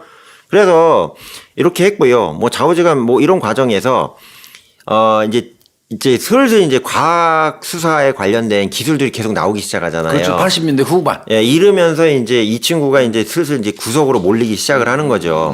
1987년도에도 또 다른 수사 시도가 있었습니다. 그래서 리치웨이를 용의자로 지목해서 체포를 했고요. DNA 검사를 위해서 타액 샘플하고요, 교수님. 그다음에 뭐 이 기타 여러 가지 샘플을 다 채취를 합니다. 근데 이제 문제는 뭐냐면 그 당시 또 DNA 기술이요. 그 지금 같지 않아 가지고 완벽하게 일치하는 거. 그러니까 이쪽 피해자도 살아있는 DNA여야 되고 이쪽도 살아있는 DNA여야 되는데 대부분 죽은 DNA니까 지금은 죽은 DNA라는 게 존재하지 않잖아요. 어떻게든 살려내는데. 그러니까 분석 기술 자체가 그때는 부족한 거네. 네. 그냥 수집만 할 뿐이지. 조금이라도 부패하거나 훼손되면 안 되는 안 거예요. 되는 거지. 예. 씨약도 안 먹고. 그래가지고 DNA 기술이 나오니까 이 87년도가 교수님 이게 그 거의 초기 단계거든요. 맞아요. 유전자 초기에, 감식이. 초기. 예. 이게 무슨 얘기냐. 리치웨이를 찍었다고 봐야 돼요. 수사기관에서. 그러니까 기술이 나왔다고 하니까 아까 교수님 그 거짓말 탐지기도 기기 오자마자 태웠다고 그랬잖아요. 역시 DNA도 나오자마자 제한다 적용하자. 이렇게 된 거예요. 그러니까 다 이제 수사기관에서는 얘는 감흥이 있었던 거죠. 수집은 해놓은 거만 이놈에 대해서. 네, 네. 그래서 이 어쨌든 저기 일치로 안 나오니까 석방할 수밖에 없었고요. 예. 그렇게 하다가 이제 언제 이제 체포가 되냐. 교수님 그 2001년 있잖아요. 87년도에 타액을 채집을 했고요. 1987년도에요. 2001년 되면서 기존에 뼈로 나오든 뭐든 DNA 유전자 파편이라도 있으면 대조하는 기술이 이때 나왔답니다. 맞죠, 교수님? 그래갖고 이게 나오면서 이때 최초로 적용한 거야. 이것도 역시 마찬가지로 리치웨이 최초로 적용한 것 같아요. 적용해가지고 야 이거 새로운 신기를 나왔으니까 저번에 안 됐지. 예, 한번 대조해봐. 해봐 이렇게 된 거예요. 그랬더니 빙고 이렇게 된 겁니다. 아. 예. 그래갖고 이제 확인됐잖아요. 그래서 수사하고요, 영장 치기 시작하고 이제 다 준비가 된 거죠. 그래가지고 2001년 11월 30일에 역시 트럭 공장에서 일을 하고 있었대요, 똑같이. 그래서 저 트럭 공장에서 체포하고 구속되면서 이제 검거가 된 거죠. 이러면서 일단락이 됩니다. 이제 이렇게 돼 있고요. 그 다음에 이제 재판을 이제 2001년 11월에 체포가 됐잖아요. 그래서 재판을 이제 2년간 받습니다. 왜 그랬을까요, 교수님? 뭐 어렵잖아요. 네. 숫자도 많고 피해자. 그러니까 이제 처음엔 뭐 7, 8건으로 수사를 시작해서 재판을 시작을 했는데 교수 추가 뜬다고 그러잖아요. 계속 뜨잖아, 계속. 예, 추가 뜨고 또 추가 뜨고 또 떠오르고 또 떠오르고. 그러니까 재판 진행이 안 되는 그런 거예요. 거죠. 뭐 하려면 또 올라오고 하려면 또 올라오고 그러니까. 그래서 이제 이게 2년에 걸쳐서 재판이 이렇게 수사하고 재판이 진행이 되고요. 확실한 게 48명인 거예요, 그러니까? 예. 아, 그러니까 숫자상으로는 얘가 막강해요. 엄청나네. 이런 저 피해자 유족분들은 죄송하지만 카운슬 얘기해서 좀 그렇지만 교수님 아시겠지만 뭐 80명을 죽인 걸로 추정됨, 뭐 40명을 죽인 걸로 추정이 되잖아요. 근데 법원 확정 판결로 48이면 이거 역대급입니다. 역대급이에요, 역대급. 네, 그래서 2003년 12월 18일에 킹카운티가 거기 발생 지역이잖아요. 그 고등법원에서 48명을 연쇄하에 살인한 걸로 해서 480년을 선고합니다. 뭐야, 두당 10년씩이야? 네. 그것도 교수님 감형된 거예요. 감형된 거? 네. 왜 감형이 됐냐? 49번, 제가 아까 49건이라고 그랬잖아요, 교수님. 그래서 48건까지 유죄가 나왔고요. 이거 형 선고 딱 때리기 전에 하나가 또 뜬 거예요. 하나가. 예. 근데 문제는 뭐냐? 시신은 나왔는데 유전자하고요. 이 증거 자료가 리찌가 안 맞는 거예요. 얘가 한 건 맞는 것 같은데. 그래서 리찌한테 갔대요. 가갖고, 야, 한 건 더 떴어. 그러니까 리찌가 그러더래요. 좀 깎아주지. 이러더래요. 그럼 내가 해줄게. 그 플리바게닝 아시잖아요. 유죄 인정 협상 있잖아요. 플리바게닝 나오잖아요. 검사가 어차피 300년 이상은 나오니까 종신 아니에요. 죽고 또 죽어야 되니까. 전 깎아줄게. 그랬더니 씩 웃으면서 내가 안겨. 이래갖고 49이 된 거예요. 진짜 또라이예요. 기소는 48명으로 하고. 네, 그래 49명 추가 기소한 거예요. 그래서 49명까지 해서 된 겁니다. 근데 더 웃긴 건 뭐냐면 그리고 나서 FBI 입장에서는 이게 어이가 없는 놈이잖아요. 그래서 도대체 어디까지 파봐야 되냐 그래갖고 사건 종결을 안 하고요. 일단은 이제 형은 끝났잖아요. 완전히 받았으니까. 그 다음 사건에서 미친 듯이 또 추가를 해본 거예요. 가서 이제 물어본 거죠. 물어봤는데 얘가 뭘 하냐면 참 말도 안 돼. 내가 기억나는 것만 71건이다. 이렇게 얘기를 하고요. 그 다음에 또 그린강에서 5명이 추가로 변사체가 발견이 됐는데 이거는 이 리치웨이하고 연결될 수 있는 증거, 물리적 증거 하나도 안 나온 거예요. 그래서 이 5건 같은 경우도 역시 마찬가지로 이런 상황으로 되고 있고요. 그래서 이 사건에서 핵심은 뭐냐면 이 친구가 그 처음에 그 수사기관으로부터 이제 빠져나간 거에 대해서 좀 얘기를 해야 되는 게 첫 번째는 뭐냐면 베테랑이었다. 이게 상당히 영향을 미쳤다고 봅니다. 그러니까 저 월남전 참전용사. 국가를 위해서 월남전 참전 군인이었기 때문에 그때 또 제가 교수님 듣기로는 부유층이 그 군대를 많이 뺐대네요. 그래서 반전운동이 심해졌던 이유 중에 하나도 뭐냐면 뭐 상원의원, 하원의원, 뭐 시장 자식들이요 어떻게든 수단방방하니 군대 빼갖고 베트남전을 안 갔대요. 그래서 베트남전 간 친구들 중에 평균 학력이 중졸이라는 얘기도 있잖아요. 네, 그러니까 이런 상황이기 때문에 군대를 가서 어쨌든 전쟁 갔다 온 사람들에 대해서 물론 진전쟁이긴 하지만 베트남전 갔다 왔으면 전지를 왔다 갔다 하는 사람인데 저 사람이 과연 저랬겠냐 이렇게 하는 게 하나 있었고요.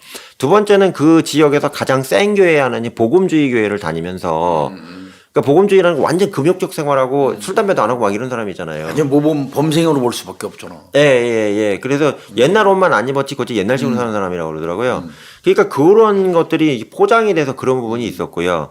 또 세 번째는 또 중요한 게 뭐냐면 이 친구가 이제 봉사활동을 많이 했잖아요. 지역사회 아까 얘기한 고아 지원 사업부터 해가지고 뭐 쓰레기 청소하는 것부터 해서 되게 모범적으로 살았대요. 그러니까 그걸 보면서 사람들은 저 사람은 그런 사람이 아닐 거야. 이런 부분이 있었고요. 네 번째가 가장 좀 기가 막힌 내용인데 그러니까 아까 얘기한 킹 카운티하고요. 그 그린리버 근처가 산업적으로 아주 뭐가 발달된 게 없다 보니까 저소득층이 뭐 이렇게 직업을 가지거나 이런 게 상당히 좀 어려웠대요. 가난한 집 자녀들이. 근데 남자아이들이 어떻게 먹고 사는데 여자아이들 같은 경우는 먹고 살 이게 방법이 없다 보니까 성매매. 그러니까 길거리에서 성매매하는 여성이 유달리 많았던 거예요. 이 지역이. 그러니까 이게 움직이는 표적이 너무 많다 보니까 그러니까 나중에 FBI에서 분석에 나오거든요. 그러니까 길거리에서 히치하이커 비슷하게 성매매하는 여성들이 많지 않았으면 피해를 덜 당했을 텐데 이 리치웨이 얘기는 나는 밤에 내가 맘만 먹고 나가면 내 표적이 4-5명이 돌아다니는데 너 같으면 안 하겠냐 내가 그 본능이 있는데 이렇게 얘기를 했대요. 이게 이 말도 안 되는 얘기인데 이런 것들이 이제 다른 연쇄살인범하고 틀린 좀 엽기적인 부분이다. 이걸 좀 말씀드릴 수 있고요. 그 다음에 이제 이 리치웨이 사건이 교수님 그 테드 번디하고 연결되잖아요. 테드 번디하고. 그래서 그 리치웨이 사건이 한참 80년대부터 이제 90년대까지 발생했잖아요. 그래서 도저히 FBI 수사관들이 도저히 못 찾겠더래요. 누군지도 모르겠고. 더 황당한 건 교수님, 여기 벌어져서 하면 되는데 특정 간 근처에서요 4, 59의 시체가 나오면 이거 경찰 미치고 한장 팔딱 뛸 것 같은데 이거는. 무능하다고 그러지. 네. 그러니까 이 순간에 FBI 수사관들이 도저히 안 돼가지고 야 지금 우리 짐 시대에 잡힌 연쇄사람 중에 최고의 최강 멤버를 찾아가서 걔한테 도대체 이놈이 누군지 좀 물어보자 이렇게 된 거예요. 도둑놈은 도둑놈이 속을 잘 알으니까. 근데 교수님 이 앞에 또 뭐가 있었는지 아세요? 이 기록에 나오는데 무당한 태도 같대요. 영매라고 그래서 미국도요. 네.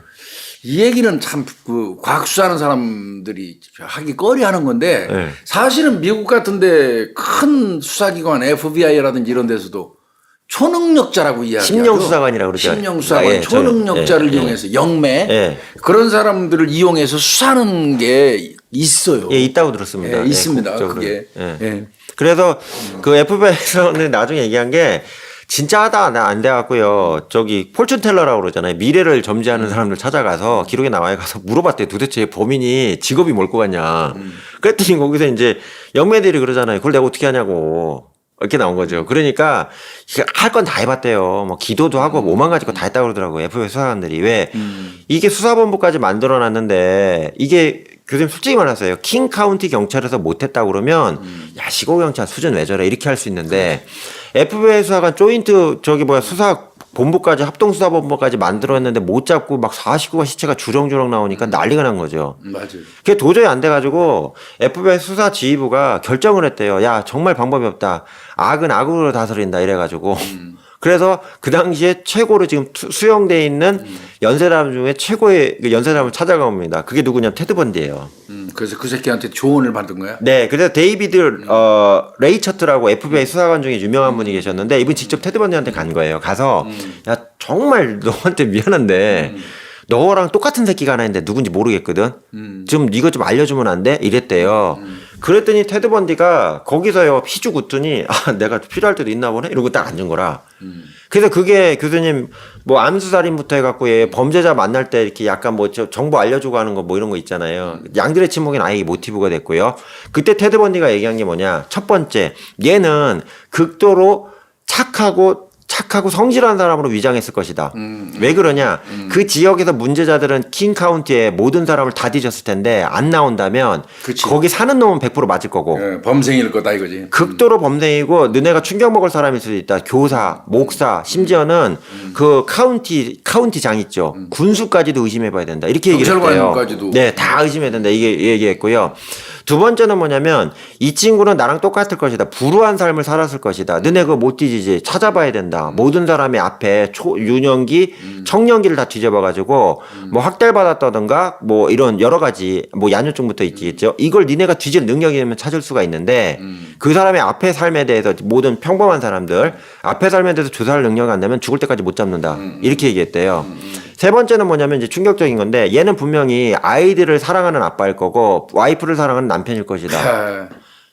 진짜 무서워요. 그래서 이게 기록찬도 되게 고생했는데 FBI에서 이게 살짝 올라와 있거든요. 그다음에 네 번째가 제일 대박이 뭐냐면 얘는 잡혀도 죽음에 대해서 두려워하지 않을 것이다. 왜? 얘는 나랑 똑같은 놈이니까. 어차피 뭐 죽음에 대한 두려움은 없겠지. 예. 그러니까 얘가 교수님 아까 말씀드린 유죄 협상 거래까지 했다고 그랬잖아요. 그 49건도 내가 한 걸로 해줄까? 그랬더니 검사가 그랬더니 그러면 형 좀 깎아줘봐. 이렇게 얘기하는 게 말이 돼 이게. 그래서 지금 이런 상황입니다. 그래서 참 안타깝지만 형을 열심히 살고 있고요. 이게 수사관들하고요. 아까 말씀드린 이제 49번째 사건이 있잖아요. 네. 그 현장에 가서 현장 검증하는 사진이에요. 가서 이거 내가 맞아. 내가 한 거야. 이래 하나 더 올려. 이래갖고 49건까지 올려준 사건이었습니다. 이 그린리버 사건은 내가 이제 우리 염 교수님 말씀하시는 거 쭉 들어보니까 우리 연살인범의 종류 중에서 이런 거 하잖아요. 힘의 과시형 이제 네, 바로 네, 열고 네. 권력형이라고 하는 놈이 있고 우리가 이제 흔히 제일 심각한 게 사명감형 네, 있잖아요. 사명형. 얘도 어떻게 보면 아버지로부터 어려서부터 버스 타고 아버지가 운전하는 버스 타고 가면서 야 저런 애들 그 집 나와가지고 부모 버리고 나와서 성매매하고 사는 쓰레기들이야. 그렇게 저것들은 얘기했대요. 이 사회에서 없어져야 될 것들이야. 네. 하는 게 계속 어려서부터 주지가 됐잖아요 머릿속에 네. 니찌웨이한테. 네. 그래서 그런 부분 또 그게 이제 어떻게 보면 저 가출한 청소년이나 이 성매매하는 여성들은 내가 없애버려야 된다는 사명감이 혼자 생겼을지 모르겠어요. 네, 맞습니다. 그런 네. 부분도 좀 생각이 드는 것 같고 엄마로부터 핍박당해서 여자에 대한 증오심. 네. 근데 여자에 대한 증오심 이전에 엄마가 차려입은 아까 화장하고 옷 입은 형태 자체가 성매매 여성들하고 유사하잖아요. 네. 그러니까 모습까지도 비슷하고 네. 거기에 동화된 것 같고요. 제가 볼 때는 그래서 아버지나 또 이 종교에서도 또 성매매 몸 팔고 매출하는 거 이건 뭐 아주 죄악시하잖아요. 네, 맞아요. 그러니까 아버지의 영향, 종교의 어떤 원리주의의 복음주의의 영향이 좀 집결된 것 같은 느낌도 들고요. 네. 저는 그런 생각도 들고. 근데 나는 이 니찌웨이 사건 마지막 재판 때 마지막 희생자의 엄마가 와서 네, 얘기한 네, 네. 니찌웨이는 외계에서 갑자기 뚝 떨어진 사람이 아니다. 우리 이웃이었었다 하면서 용서해 주잖아요. 네. 합의해 주는 네. 그 내용도 있죠. 예, 그렇죠? 예, 니찌웨이 예. 그 유명한 재판에서 사건인데. 유족이 용서했죠. 예, 그렇죠. 예. 그런 일도 있었죠. 하여튼 왠지- 얘는 지금 그러면 지금 살고 있네요. 정신력이죠. 종신형으로 예, 그냥 죽는 예. 날까지 살고 있는 거네요. 예. 죽었다는 기록은 안 나왔으니까 살아있을 겁니다. 리치웨이 사건은 이거는 뭐 범죄를 좀 연구하는 사람들은 반드시 알고 넘어가야 될 그런 장르죠. 사실. 네, 이 사건 같은 경우가 이제 교수님 마지막으로 말씀드리면 많이 안 알려져 있어요. 그래서 그럼에도 불구하고 실제로 유명한 이제 사건이에요. 뭐 아시겠지만 교수님 위키피디아 같은 경우에 자료가 잘 나와 있어요. 네. 정리가 잘 돼 있는데 위키피디아도 해봐야 몇 쪽 안 한 나와 페이지 있어요. 정도 나올까 말까거든요. 그래서 자료 찾는 고생을 좀 했는데 그 이유인즉슨 뭐냐? 그러니까 너무 집중적으로 대란 연쇄살인이 발생했기 때문에 이게 그 수사기관 특히 FBI 입장에서는 내상을 입은 상처를 입은 사건이래요. 너네가 그거밖에 안 되냐? 이런 것들이 있다 보니까 이거와 관련해서 이제 공식적으로 브리핑을 하거나 밝힌 내용이 많지가 않아요. FBI 입장에서는 뭐 형량을 때리긴 때렸는데 그리고 또 하나는 리치웨이가 사건이 80년대 초반부터 중반까지 후반까지 터졌잖아요. 이때 또 연쇄살인범의 또 중흥기였다고 그러네요. 이게 그때가 가장 많을 때예요. 어마어마하게 지금이 많았어요. 예. 제가 경찰 들어와서 막 그 시기인데 82년도 이후에 막 미국이나 일본 네, 심지어는 영국 쪽에서 네. 캐나다 쪽에서도 터지기 시작했거든요. 왜 아마 급격히 이 경제 상태라든지 이게 환경이 변하면서 사람들의 인식이 네. 확 뒤바뀌는 그런 시대 같아요. 지금 그럴 것 같습니다. 예, 그때 또 미디어도 발달하고. 네, 그러니까, 그랬던 것 같아요. 예, 교류도 많아지고. 그린리버 킬러 게리 리치웨이 사건 아주 귀한 자료 우리 열심히 조사했습니다. 염 교수님 준비해 오셔갖고 잘 들었어요. 예, 감사합니다. 고생하셨습니다. 예. 예. 오늘은 우리 연건영 교수가 찾아온 거 그림 슬리퍼. 네. 그림 슬리퍼. 야, 잠자는 뭐 그런 그렇죠. 뭐 잠자는 뭐 연쇄살인 간교한 뭐 그런 얘기겠죠. 사우스사이드 슬레이어? 네. 로니 데이비드 프랭클린 주니어? 예. 이거 흑인 연살인범? 네. 흑인 대표. 와, 이거 자료 거의 없던데? 제가 다 구했어요. 이거 우리 염 교수한테니까 구한 것 같은데. 아니, 데이비드 프랭클린 비교적 최근 거잖아요. 예. 그래서 나도 얼핏 들은 거는 있는데, 이렇게 깊숙이 자세히는 내가 모르거든요. 예. 얘는 휴지기, 냉각기가 길었던 연살인범 중에 하나 대표적인 유형 아니에요? 그렇죠. 강의하실 때도 교수님 써먹으셨을 거예요. 그거잖아요, 이거. 예. 그 정도 선에서만 나는 떠들었거든. 예. 근데 오늘 좀 깊숙하게 좀 가볼 것 같으네요. 네. 가시죠, 뭐. 예. 네, 일단 그림 슬리퍼라고 불리고요, 교수님. 아마 이거는 들어보셨을 거예요, 교수님도. 간교하고 냉혹한. 네, 근데 원래는 이제 정확하게 이제 이름은 교수님 말씀하셨지만 로니 데이비드 플랭클린 주니어입니다. 그러니까 2세라는 뜻이고요. 원래는 그 사우스 사이드 슬레이어라 불렸어요. 남부 지역 예, 범죄자예요? 남부 지역 뭐 살인자, 뭐 살인마, 슬레이어가 살인마 이런 뜻으로 슬레이어. 되니까 그래서 원래 이 사람에 대한 별칭, 즉 범죄자의 별칭은 사우스 사이드 슬레이어인데 이 앞에 LA가 빠졌어요. LA 지역에서 그랬구나. 네, 그러니까 LA 남부 지역. 네. 남부 지역 쪽에서만 계속 이 전박이식으로 여성 대상 연쇄살인이 발생하니까 처음에는 이제 사우스사이드 슬레이어라고 이렇게 불렸어요. 대상은 전부 여성입니까? 다 여성이고요. 아. 싹 다 여성이고 그래서 그렇게 하다가 네. 나중에 이제 모 언론사 뒤에 말씀드리겠지만 모 언론사에서 사우스사이드 슬레이어보다는 그림 슬리퍼가 낫지 않냐. 그래서 용어를 이제 따로 어떤 기자가 썼는데 이게 이제 경찰 입장에서 너무 잘 맞는 거라. 차용을 해버렸구나 경찰에서. 네, 그래서 이게 경찰청 LAPD 있잖아요. LAD 경찰청에서 공식적으로 우리는 그림 슬리퍼라 부르겠다. 이렇게 해서 이름이 이제 경찰청에서 이제 지정이 된 거죠. 그러니까 미국은 대체로 그렇더라고요. 우리가 이제 흔히 아는 고속도로 타고 가다가 열 받아 갖고 갑자기 총 쏘는 램페이지, 네. 그 교통사고 같은 거 이제 네, 네. 그런 것도 미국에서 잡지에 먼저 나오고 경찰에서 차용하는 형태로. 네. 범인을 추정하더라고, 추단하더라고. 그러니까 교수님 수사할 때 네이밍 중요하지 않아요, 사건? 중요하죠. 그거 맨날 형사들이 지명하는. 이름 붙이잖아요. 뭐 우리는. 무슨 파 이렇게. 네, 우리 붙이잖아요, 우리는. 그거 교수님 하나만 죄송하지만 조폭 같은 거 그 파벌 이름 어떻게 붙여요? 그러니까 저때 말씀드렸잖아요. 한 적어도 5인 이상은 돼야 되거든요. 조폭으로 엮으려면. 4명까지는 안 되고요. 4명까지는 조폭으로 보기 좀 그렇죠. 예. 그럼 이제 갖다 놓고 이 새끼들 이름을 줘줘야 돼. 우리가 조폭 한 개파를 일망타진한 거잖아요. 네네네네. 그러니까 이렇게 보고 야 니네 이름 뭐야? 어. 너네 이름 뭐야? 그럼 이름 있는 새끼들 거의 없어요. 자기들이 스스로 우리는 무슨 파다. 조양은이만 지가 저 양은이 파라고 만들었어요. 조양은. 지 아버지 저 제삿날 부시래기들 모아가지고 앉혀놓고 예. 이제 그 이름 정할 때 양은이가 양은이 파라고 하자 내 이름으로. 그렇게 한 거 조양은이 같은 케이스고요. 예. 뭐 김태춘이만 해도 서방파 예. 서방동에서 자랐다 해서 서방파 이렇게 붙인 것처럼 예. 거기 다 경찰이 붙여준 거거든요. 경찰은 그러니까 물어봐서 대답 안 하면 경찰이 고민을 해요. 잠깐. 근데 경찰이 저 네이밍하는 거는 기준이 2가지밖에 없어. 뭘까요? 니들 중에서 싸움 제일 잘하는 놈 누구야? 그럼 영건영은 건영파야. 아니면 그것도 다 우리 삐까삐까예요. 예. 5명이 다 예, 우리 실력으로는 다 삐까삐까해요. 예. 우리는 주먹도 없고 다 삐까삐까해요. 그러면 잠시 고민하다가 이 새끼들이 주로 놀던 데가 도축장 앞이야. 네. 그럼 도축장 파야. 이름 그냥 동네로 붙여주는 거예요. 뚝방에서 굴러다니면 뚝방파. 그래 나이트클럽 이름도 그래 노는 데라 그런 그러니까 거예요. 파라다이스 나이트클럽에서 맨날 거기서 절대 부스럭거리니까 그랬잖아요. 파라다이스 파. 그 전주 오거리 파는 오거리파 있잖아. 전주 오거리가 있잖아요. 오거리 거기서 굴러다니는 놈들이에요. 그 이름 좀 성의껏 지어야 되는데 사실은. 근데 걔들 거 뭐 성의껏 질 필요는 없잖아. 네. 나는 상당히 노블하게 져준 사람.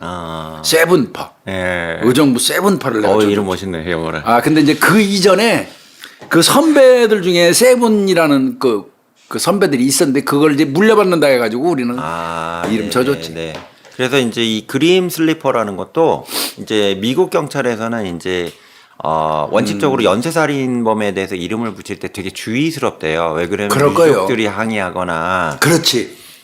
왜 너네가 굳이 이름을 이렇게 붙여가지고 맞아. 우리 딸이 죽고 와이프가 죽었는데 그따 이름이 진짜 이런 일이 있었대요. 그럴 그래가지고 이 당시에도 이 로니 사건 같은 경우도 되게 그 LAPD가 LA 경찰청 입장에서는 이름을 짓는데 상당히 좀 되게 소극적이었다고 그러더라고요. 그러니까 피해자 말순 살인 사건 그 범인 이렇게 할 수도 옛날에 없고. 미국도요. 교수님 60년대 70년대까지 피해자 이름을 지목을 했어요. 그렇게 하면 안 되거든요. 그러니까 그것 때문에 난리가 난 거라 소송 들어오고 말이 되냐면 왜 그러면 피해자는 잊혀져야 되는데 사건 끝나면 또 지역 붙이면 예. 그래서 화성 없애고 이순재 사건으로 바꿨죠. 예. 그리고 이제 지금도 교수님 여기 LA가 빠졌잖아요. 그러니까 LA 사우스사이드 슬레이어라고 하면 LA가 이제 지목이 되기 때문에 이 부분은 바람직하지 않다고 그래서 이 LA를 빼놓고 사우스사이드 슬레이어라고 그냥 쓴 거란 얘기죠. 그러다가 이제 그림 슬리퍼라는 건 나중에 언론사에서 지목하니까 오케이 그래 너네가 이렇게 쓰니까 그 이름 우리가 그냥 쓸게 이렇게 진행했네 얘기란 얘기입니다. 그러면 이제 사건의 특징점부터 먼저 말씀을 드릴게요, 교수님. LA 남부 지역에서 발생하는 연쇄살인범이란 뜻으로 해서 아까 말씀드린 사우스 사이드 또는 사우스 슬레이어라고 불렸는데 LA 예, 붙여야 되고. 예, 근데 이 상황에서 중간에 이제 저희가 잠수라고 그러잖아요. 그러니까 범죄의 냉각기, 즉 연쇄살인을 계속 저질러야 되는데 중간에 10년 이상을 냉각기가 있어요. 아, 씨. 냉각기 거의 세네. 기네. 없죠. 찾기가. 물론 냉각기는 그 기간은 없죠, 염 교수님. 예. 아주 짧을 수도 있고 아주 장기간일 수도 있잖아요, 근데 냉각기는. 교수님 연구하시기로 10년 이상 되는 근데 없잖아요. 이건 특별한 케이스예요. 그래서 학생들한테 얘기할 때도 가장 긴 아마 냉각기가 아마 예 사건일 거예요. 예, 그래서 이제 그 슬리퍼가 이제 잔다는 잠잤다. 뜻이잖아요. 그래서 이게 동면의 개념인 것 같아요. 영어로 하이버네이션 개념으로. 그래서 동면을 했다 다시 깨어났다 이런 개념으로 해서 이제 슬리퍼라는 이름이 붙였고요. 그래서 그 그림 슬리퍼라는 표현 자체가 그림이 우울한 형용사잖아요, 교수님. GRI. 우울한, 암울한, 뭐 음흉한 이런 뜻이거든요. 그래서 간산. 예, 그래서 아주 악질인데 잠을 자고 있는 뭐 악질, 뭐 쓰레기 이런 개념으로 그림 슬리퍼라고 해서 LA 위클리라는 잡지 있습니다. 그치 잡지죠. 예, LA 위클리에서 이렇게 기자가 붙이니까 네. 관악경찰청이 LAPD에서 그래 이거 이름 괜찮네 이거 쓰자 그래가지고 그러니까 우울한 뭐 잠자는 사람 뭐 이런 식으로 해서 이름 붙였다는 얘기입니다. 집중적으로 범죄가 발생된 시기는 1983년도부터 85년도까지 3, 4, 5에서 3년입니다. 3년이네요. 네. 그래서 3년에 걸쳐서 이거는 교수님 그 기소돼 갖고 유죄받은 숫자하고 경찰이 수사해서 이럴 것이다 하고 숫자가 좀 차이가 있어요. 그러면 실제로는 더 많을 수 있겠네요. 네. 그래서 경찰에서는 13명의 흑인 성매매 여성을 권총을 주로 쐈어요. 총기살인이구나. 네, 총으로 빵 쏴가지고 이제 가슴이나 이런데 심장 쪽에 쏴서 죽였고요. 교살 방식으로 해서 죽이는 것도 있었고요. 그래서 이걸 보고서 이제 이런 이름이 붙이게 됐고요. 특히 이제 당시에는 교수님 초기에 여기 또 제가 조사하면서 나온 게 베리 시리어 킬링이라고도 불려요. 베리 그 딸기. 예. 딸기. 베리 시리얼 킬링이라고 마약인데? 하는데 그렇죠. 베리가 당시에 마약을 베리라고 불렀다고 그러더라고요. 미국 사회에서는 지금도 그래요. 네, 뭐 크랙 뭐 이런 식으로 부르는 거가 아주 베리라고 딸기라고 불렀대요. 해요, 그래서 딸기. 마약에 찌든 성매매 여성만을 집중적으로 살인했다 그래서 베리 시리얼 킬링이라는 용어로 외국 그래서 친구는 베리. 이거는 제가 조사해서 나온 거예요, 교수님. 그래서 미국에서 속어로 이제 마약을 의미했고 맞아요. 마약 중독자로 또 베리라고 불렀대요. 맞아요. 그래서 마약 중독인 성매매 여성들 실제로 조사하는 과정에서 그 피해 여성들이 교수님 이때는 연쇄살인을 못 봤잖아요, 초기에는. 그러니까 피해 여성이 노상에서 총에 맞거나 목 졸려서 쓰레기통 앞에 보통 많이 놓여 있었어요. 아이고. 뒷골목에. 그래서 이 여성들을 조사하는 과정에서 이제 체내에서 마약류가 검출이 되거나 이런 게 있었기 그러니까 때문에. 피해자가 공통점이 그거였네. 네. 그래서 이제 관심을 많이 못 받았다는 게 이 사건의 가장 큰 그렇죠. 문제죠. 왜 그러냐면 성매매 여성이 미국에서 하층민이었기 때문에 요거 관련해서 그렇게 이제 표현이 되고 있습니다. 그러네. 그리고서는 이제 이렇게 연쇄로 한다가 1988년도부터 그 2002년도까지 무려 14년이네요, 교수님. 어휴, 그러네. 예. 그래서 14년을 잠수를 타요. 범죄를 안 저지르고. 쉽지 않은데. 예, 쉽지 않은데. 연살인범이 그거 14년간 그러면 14년간 그 사이에 뭐가 있었는데 안 밝혀진 거 아니에요? 그거는 이제 뒤에 조금 의구문에 관련된 논란의 여지가 있어서 그거 좀 말씀드릴 건데 일단은 공식적으로는 88년도에 범행이 스톱이 됩니다. 그리고선 2002년도에 추가로 이제 또 범행을 저지르면서 그러니까 거의 14년. 와. 최장기간의 냉각기를 가지고 있는 연쇄 살인범 중에 하나로 평가를 받고 있습니다. 분석한 사람들이요. 또 하나는 여기 당한 여성들이 다 흑인이에요. 피해 여성들이. 네, 다 흑인이고 성매매를 대부분 했고요. 물론 학생도 있긴 한데 성매매를 대부분 한 거고 직업 자체가 그러고 마약하고. 예, 마약. 대체로 성매매 여성들은 또 마약하죠. 네. 베리들이. 그러니까 이제 이거에 대해서 이제 그 LH 경찰국에서 신경을 안 쓴 거죠. 그러네. 예, 그러니까 이 뭐냐면 범죄 피해자, 살인 피해자에 대해서도 사회적 계층이 영향을 미친다. 경찰 수사에서 맞아요. 이거 관련해서 언론계나 사회학자들이 가장 비판적인 사례로 내놓는 게 이 로니 사건이에요. 그래서 당시에 수사를 적극적으로 하지 않았고요.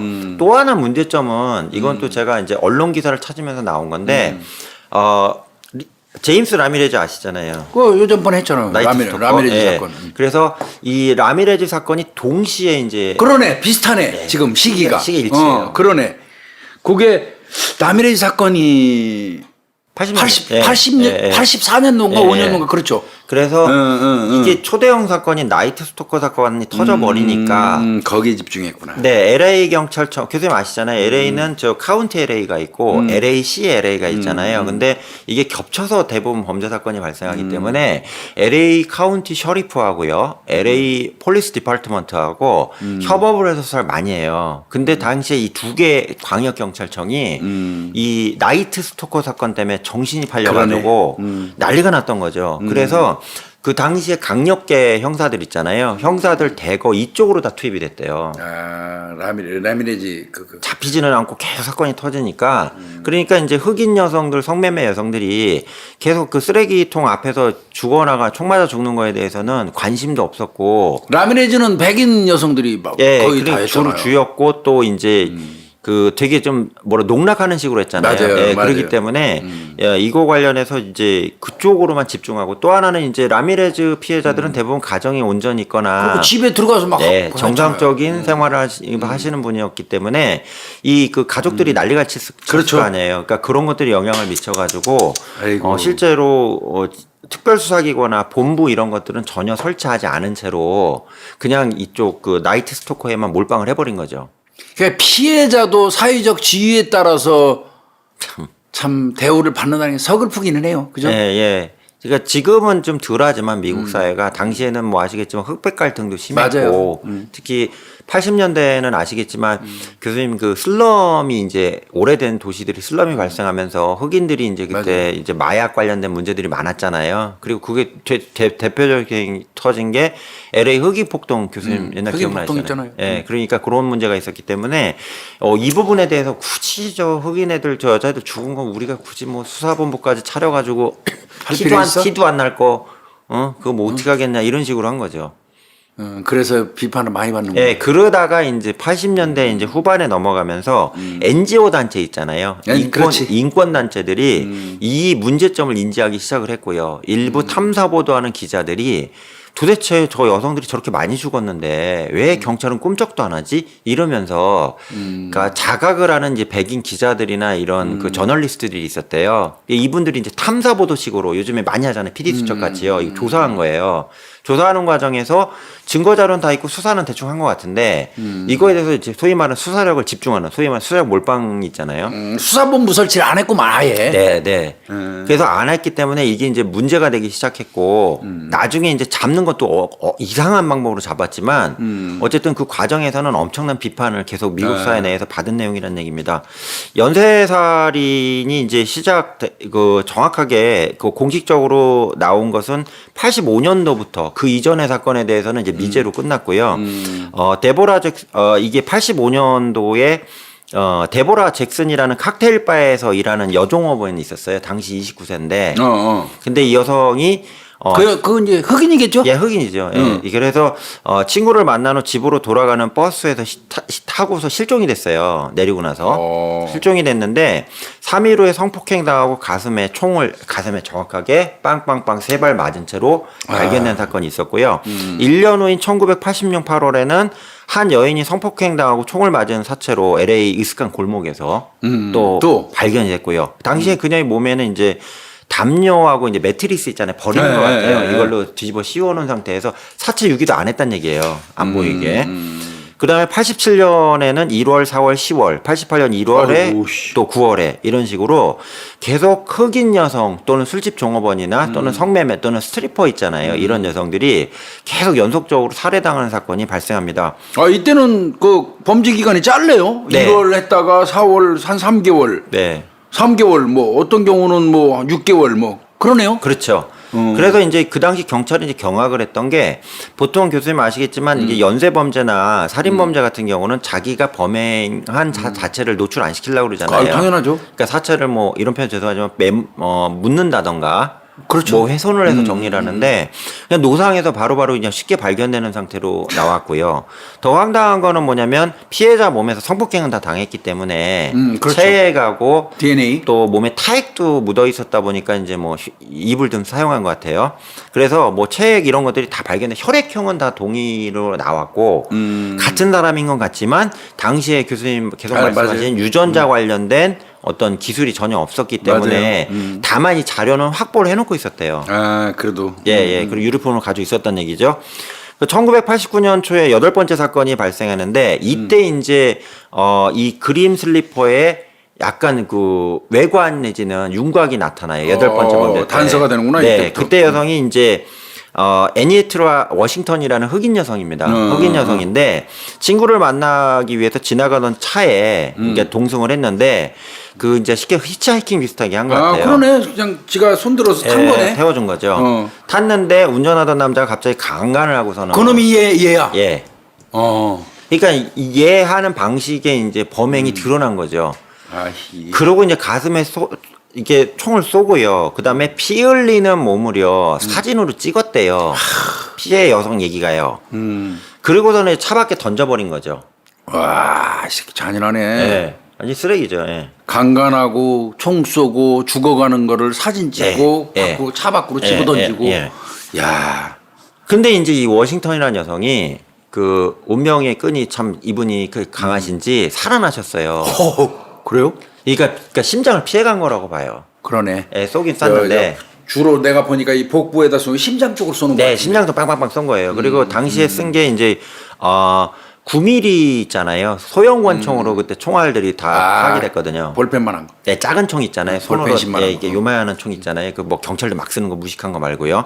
그거였기 때문에 이 여성이 이제 살아났잖아요. 살아나니까 이제 경찰에서 왔다구나 하고서 만난 거예요. 그래서 어떻게 된 거냐? 어떻게 생긴 놈인지 딱 나오겠네. 뭐. 왜 그러면 계속 가슴에다 총을 쏘는 연쇄 사람이 나타났었기 때문에 집중조사 들어갔죠. 들어갔는데 이분이 진술한 내용에 따라서 일단은 교수님 프로파일링 할 때 항상 범위가 좁혀져야 되잖아요. 좁혀진 겁니다. 첫째는 흑인이다. 흑인이다. 그렇죠. 네, 첫 번째 흑인이다. 그러면 이제 뭐 반은 줄인 거야? 그렇죠. 반 줄인 거죠. 반 이상 줄인 거지. 두 번째는 키가 아주 크다. 그것도 엄청난 거지. 예. 그리고 세 번째는 아주 뚱뚱하다. 덩치가 좀 있다. 이거 특징이 많네. 예. 그러니까 이 세 가지만 해도 일단은 경찰 입장에서 왕창 줄인 거죠. 예. 그리고 카키색 바지를 입고 있었대요. 그 당시에. 네. 그리고 검은색 폴로티를 입고 있었다. 이게 이제 당시에 얘기한 거고요. 또 하나는 이제 범행에 이용된 차량의 차종하고 예, 그거에 대해서 이 워싱턴이라는 여성이 좀 순간 지각 능력이 좀 빠르셔가지고 설명을 쫙 해줬대요. 그래서 당시에는 잡을 줄 알았대요. 이렇게만 얘기 나오면. 이 정도 나오면 잡지 않나요? 예. 근데 못 잡았어요. 참. 그러니까 수사가 제대로 안 된 거예요, 이거. 그러니까 뭐 용의자 선상에도 올라간 적이 없어요. 이 로니가. 우리나라 같으면 박살 났겠다. 이 정도 나왔는데 못 잡았다 그러면. 그래서 당시에 이제 이게 워싱턴 그분이 이제 그 피해 여성이 진술했잖아요. 언론에서 가만히 있었겠어요. 그렇죠. 이거 조사하고 막 하다 보니까 야, 이 정도면 다 나온 거 아니야. 그죠. 네. 그죠. LA 남부에 그 차종도 나왔고 그다음에 뭐... 흑인도 나왔고 등치도 180 넘어간다고 그러고 크다고 그러고 잡아야 되는 거 아니야 그랬는데 결국에는 못 잡은 겁니다. 이 수사 이게 못 잡은 거예요. 수사 안 한 거예요. 그러니까 쉽게 얘기하면 그 경찰력을 많이 투입했으면 제가 볼 때는 교수님도 수사관 뭐 해보셔서 아시겠지만 설렁설렁한 거 같죠. 형사 40~50명 투입해서 잡았을지도 몰라요. 그 당시에. 설렁설렁한 거. 네, 차 뒤지면 나오잖아요, 그죠? 네, 근데 설렁설렁한 것 같아요. 그래가지고 결과적으로 이제 못 잡은 거죠. 못 잡고 다시 말씀드리면 로니는 여기 용의 선상에 올라간 적이 없어요. 그러니까 이게 수사가 제대로 안 된 거예요. 예, 그러니까 안 했다고 봐야겠죠, 그냥. 예. 그죠, 안 한 거죠. 그래서 그러고 나서 이제 점잠했는데 14년 딱 지나고 나서 이 워싱턴 사건이 마지막 사건이었거든요. 그러면 그때 수사할 때 그 예방 주사는 아주 꼴만 됐네. 그렇죠. 교수님 보시는 게 정확해요. 그러니까 얘가 그동안 경찰에서 내가 죽인 애든 관심도 없구나. 얘는 분명히 알았을 거예요. 지능범죄가 높은 애들이 연쇄살인 하잖아요. 분명히 내가 죽이고 또 널브러 놔도 신경 안 쓸 거야. 근데 얘 입장에서는 이제 실수란 거죠. 그러니까 여성이 사망한 걸 확인하고 버렸어야 되는데 그냥 죽은 걸로만 판단하고 버렸기 때문에 일단은 너무 구체적으로 나왔잖아요. 그렇죠. 그러니까 계속 생각해 보세요. 키가 자기가 갑자기 뭐 185, 6쯤 된다가 이렇게 얘기를 했는데 자기 키를 어떻게 줄여요? 순식간에. 살은 뺐겠다. 살도 못 빼요 얘는 많이 처먹는 애예요. 그래가지고 그러니까 자기인 거를 만약에 누가 이게 제가 좀 이해가 제보하면 안 되는 박살나는 게 거예요. 이 사람이 사회활동을 안 하고 정상적인 직장 활동을 하던 사람이었기 때문에 그런 사람 그런 차 타고 다니는 사람이 있는데 이렇게 얘기가 제보가 들어오지 않았겠냐에 대해서도 이야, 이해가 안 가네. 이게 그래서 이 그림 슬리퍼에 대한 탐사보도 책을 쓰신 작가분이 있거든요. 이분 얘기도 요 부분에 대해서는 상당히 비판적으로 얘기를 해요. 책에서. 그럴 것 같아요. 이건 말이 안 왜 되고. 제보는 들어왔을 것이다. 당시에 그 제보가 인터넷도 없는 시대이기 때문에 제보가 결정적인 부분이고 그 정도로 언론에 나왔다면 논의에 대해서 얘기한 경우가 있을 수 있는데 경찰에서는 뭐 신고받은 건 없다 이렇게 얘기하지만 이것도 은폐한 거 아니냐. 대충 한 것 같아요. 이게 지금 경찰 욕 많이 먹는 사건이에요. 이게요. 그러네요. 예. 그리고서 이제 14년으로는 2002년도죠.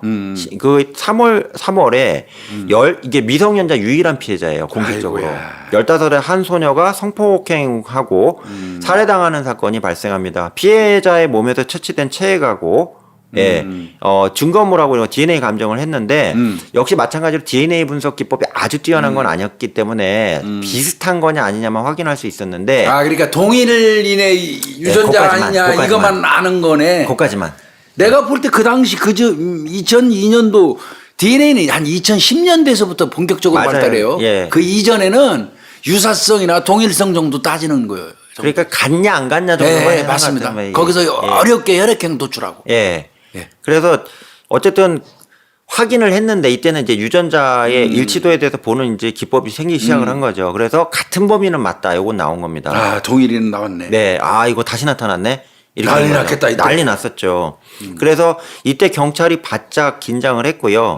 그다음에 이제 이때부터 이제 DNA를 확보하기 시작을 했나 봐요. 범죄자, 그 이제 범죄자들. 범죄자들 잡으면 DNA는 이제 국가에서 이제 관리하기 시작한 거네. 네, 네. 그래서 이때는 이제 교수님 이때는 이제 연방정부에서 한 게 아니고요. 코디스라는 프로그램이 아니고 주정부 단위로 범죄가 심각한 주, 쉽게 얘기하면 캘리포니아주나 뭐 이런 주들 있잖아요. 이런 주에서 이거 DNA 유전자 기법이 나오기 시작하니까 주 내부적으로 이 강력 범죄자들 주법을 통해서 인권 침해되지 않는 선에서 주법으로 가능하대요. 수집을 하기 시작을 했는데 아, 그래도 미국은 2002년도면 빠르네요. 우리나라 2010년부터 있잖아요. 어차피 모든 과학기술은 이제 미국이 빠르니까요. 네, 그러네요. 그래서 이걸 투입을 했는데 비교했더니 안 나오는 거예요. 아, 예. 그럼 같은 그 유전자를 가진 놈이 전과자나 이런 놈 중에 지금 국가에서 관리 수집하는 사람 중에는 없는 거네. 예.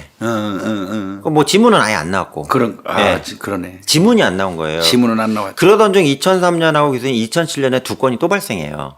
아이씨, 그러니까 이것도 인터벌이 상당히 길죠. 기네요. 네, 그러니까 2003년하고 7년 사이 또 4년의 또 인터벌이 3, 있잖아요. 4년 이렇게 네. 되네요. 이렇게 되니까 이게 이제 그때 이제 그림 슬리퍼라는 용어가 쓰이기 시작한 겁니다. 오케이. 예, 예. 조용히 잠자고 있다 갑자기 얘가 깼다. 이 악마 새끼가 이렇게 시작이 된 큰일 난 거죠. 거지, 이거. 그래서 이제 잡아야 되잖아요. 잡아야 되는데 이게 되게 좀 웃기게 잡혀요. 그래서 설명을 드리면 여론의 엄청난 지탄을 받고요. 교수님 아시겠지만 80년대 중반부터요. 2010년도까지 계속 이 사건이 잠잠해질 만하면 20년. 왜 그러냐면 이때부터 교수님 아시겠지만 얘네도 케이블 채널이 어마어마하게 생기고요. 인터넷 미디어도 생기고요. 맞아요. 인터넷 신문도 거의 한 80배가 폭증했대요. 미국 그 저널이. 그러니까 거기서 교대로 이걸 다루는 거예요. 환장하지. 예. 그것도 이름도 멋있잖아요. 그림 슬리퍼. 딱 그러니까 있어 보이잖아요. 영어 단어 모르는 뜻도 모르는 놈도 들어보면 있어 보이는데. 이거 계속 나온 거예요, 이게 언론에. 그러니까 이제 LAPD하고 LA 카운티 셔리프라고 그랬잖아요. 두 개 경찰청이 도끼가 오른 거죠, 이제. 그치. 맞을 만큼 맞으니까. 예, 이거는 해결해야 된다. 그리고 중간중간에 이제 교수님 아시겠지만 LAPD 청장하고요. LA 그 셔리프 있잖아요. 보안관 있잖아요. 그 보안 경찰청장. 카운티는 보안관이니까. 네, 보안관이 경찰청장이잖아요. 이분들이 취임할 때마다 기자들한테 계속 공격당하는 게 이 사건이지. 이거 어떻게 할 거냐. 그렇지. 라미젤은 잡았다 치는데 이게 말이 되냐 이게 계속 공격당하니까 할 말이 없는 거야 이게. 그러네. 그러다가 이제 어떻게 되냐. 2010년도에 이제 본격적으로 교수님 말씀하신 대로 미국에서도 DNA를 비교하고 대조하는 이제 적중률이 높아지기 시작을 한 거예요. 그게 2010년도예요. 네, 교수님 맞아요. 그래서 2010년도에 미국에서 이걸 제대로 이제 적용하기 시작을 한 거죠. 근데 여기서 이제 뭐가 나왔냐면 이게 그러니까 수사에서요. 교수님 항상 말씀하시는 것 중에 수사관은 매뉴얼대로 하는 게 아니고 독창성을 발휘해야 된다고 말씀하셨잖아요. 그럼요. 여기 DNA 수사관하고 당시 이걸 수사했던 형사들이 독창성을 발휘한 거예요. 어떤 거를 했어요? 뭐냐? 유전자 나왔대요. 이제 자, 10년도 유전자는 가지고 있지 지금. 네. 근데 지금 수집한 놈들하고 대조하니까 없어. 네. 그러면 이 유전자를 어떻게 가지고 범인을 잡아? 그러니까 유전자를 더 세밀하게 봐가지고 이제는 이제 유전자, 그러니까 지금 이제 그림 슬리퍼의 유전자는 확보하고 있잖아요. 가지고 있죠. 예, 가지고 그걸 있어요. 이제 더 디테일하게 해가지고 이거를. 2010년도 되면서부터는 이제 가족 찾기 서비스 있잖아요. 가게도. 네. 이게 나오기 시작을 한 거예요. 그게 미국에서도 제가 알기로 지금부터 13, 14년 전에 뭐 아시잖아요. 잃어버린 가족 찾는 거나 뭐 이런 거 유전자 넣으면 회사에서 찾아주는 서비스 그때 기억나시잖아요. 이거에 착안을 한 거예요. 미토콘트리아 뭐 이 목에 염기서열 이제 관리하면서 시작했구나. 예, 그러니까 이걸 이제 그 교수님 아시잖아요. 모든 과학 기술은 영리 목적이 우선 발전시키거든요. 맞아요. 그러니까 이제 DNA가 어느 정도 기술이 발전하니까 잃어버린 가족 찾기나 또는 맞아요. 뭐 이렇게 부계 목에 찾는 거 있잖아요. 맞아요. 이런 서비스가 나오니까 그걸 보던 이제 경찰관들 입장에서 형사들 입장에서는 그럼 혹시 이 그림 슬리퍼가 가족이 있으면 지금 관리하고 있는 놈들 중에서 얘 그림 슬리퍼에 혹시 가족이 있으면 네. 요 중에 예. 지금 수집해놓은 놈들 중에서 예. 혹시 가족이니까 비슷하지. 유전자가. 가족 중에 혹시 강력범죄 전과자가 있으면 무슨 말인지 알겠다. 그러니까 가족까지는 찾을 수 있는 거예요. 형제하고 그렇지, 당시에 그러니까 할아버지 할머니 아들 딸까지는 찾을 수 있었대 기술이. 그래갖고 얘네가 이걸 찾기 시작을 한 거예요. 그러면 좀 기존에 수집한 사람 중에 있는 사람하고 네. 얘 거 그림 슬리퍼 거하고 유전자가 일치도가 많이 비교적 나오는. 비슷한 사람. 네. 그 사람을 대상으로 뽑는 거네. 네. 말 된다. 이게 말 돼요. 말 제가 돼요. 이게 교수님도 처음에 이게 왜 선정했냐를 말 돼요, 모르지만 이 이거. 수사기법가 끝장이에요. 이거 대단하네. 말 그래갖고 되네. 실제로 그 이 다큐멘터리나 나온 과정에서도 실제 형사들이 일부는 얘기를 했어요. 사실은 잡지나 텔레비를 봤는데 가족을 찾아주는 유전자 서비스가 있길래 우리도 기술은 가지고 있고 보유하고 있고 그러니까 역으로 범죄자의 가족 중에 범죄자가 있다면 그래서 그 놈을 통해서 찾아간다는 거지. 그렇죠. 말 돼. 이게요 교수님 이 가계 유전자를 찾아서 수사하는 기법의 최초 사례예요. 그럴 수 있겠어. 미국에서. 말 되네. 이거. 예. 그래가지고 뒤진 거예요 이제 그림 슬리퍼 유전자랑 일치도가 99%면 가족이잖아요. 그래서 이게 사람인 거 빼고요. 그래서 뒤졌는데 한 놈이 나온 거예요. 그 새끼는 강력 범죄자니까 수집이 돼 있었겠지. 예. 그래서 이제 하나 찾아서 나온 거예요. 그리고 거기에서 흑인을 찾았겠지 당연히. 그렇죠. 흑인이라고 했으니까. 근데 뭐 유전자만 일치하면 흑인이든 백인이든 어차피 그렇지. 뭐 흑인하고 백인하고 결혼해도 백인 자녀, 흑인 자녀 나오는 경우도 있기 때문에. 그러니까. 그래서 했는데 당시에 이제 그 총기 있잖아요. 불법 소지. 그러니까 쉽게 얘기하면 강도 예비 음모 정도 되겠죠. 그럼 강력 범죄자야. 네. 그래서 그걸로 해서 처벌을 받은 전력이 있는 당시에 28살짜리 흑인 남성이 하나 나온 거예요. 비슷한 유전자가. 걔가 그림 슬리퍼하고 비슷하다 이거지. 네, 그 28살짜리 이름은 크리스토퍼 프랭클린이에요. 이것들 뭐 형제가 안 되나? 아들이죠. 당시 28이니까. 그래갖고 이게 얘가 이제 2009년에 잡혔대요. 아들이 2009년에 크리스토퍼 프랭클린이 그 무기를 들고 그러니까 장전된 총을 들고 어디 쇼핑센터 가다가 경찰에 미리 적발돼가지고 예비로 잡혔구나. 예, 근데 이제 강도 예비로 잡힌 건 아니고 이게 불법 무기 소지 혐의. 소지죄로. 예, 근데 이게 좀 중범죄 불법 무기 소지도 있나 봐요. 어차피 따라서. 미국도 소지허가 받아야 되니까. 그러니까 호신용으로 불법 무기 소지하는 거랑 범죄 목적으로 두는 거랑 틀린가 봐요. 그래서 얘를 불법 무기 소지인데도 불구하고 중범죄로 간주해서 그렇죠. 당시에 유전자 수집법에 의거해서 얘 유전자를 확보해 놓고 있었던 거예요. 잘했네. 예, 그래서 얘가 딱 나오니까 이거 친척 맞네. 그래갖고 얘를 조사를 한 거예요. 유사하더라 이거죠. 크리스토퍼를. 네, 그랬더니 크리스토퍼는 아닌 것 같고. 왜 그러면 뭐 한참 전에 얘기니까 애기 때인데 말도 안 되잖아요. 말도 안 되지. 그래서 얘 주변에 있는 남자가 누가 있냐, 나이대가 있는. 그때 걔는 가족 우리말로 하면 주민등록등본 뽑았겠네. 그렇죠. 그 아버지가 있는 거예요, 아버지가. 그게 아버지가 얘예요? 네, 론이에요. 이거 기가 막히다 수사. 네. 그랬더니 아버지 나이대도 맞는 거예요. 아버지. 그럼 이제 아버지도 채취해야지. 그렇죠. 잡아다가. 그래가지고 근데 이제 문제는 교수님 이게 최초 수사 기법이잖아요. 맞아요. 그러니까 저기 크리스토퍼라는 28살짜리랑 50대 중후반의 아버지가 있는데 유전자 일치도만 같다고 해서 100%는 아니잖아요. 그렇죠.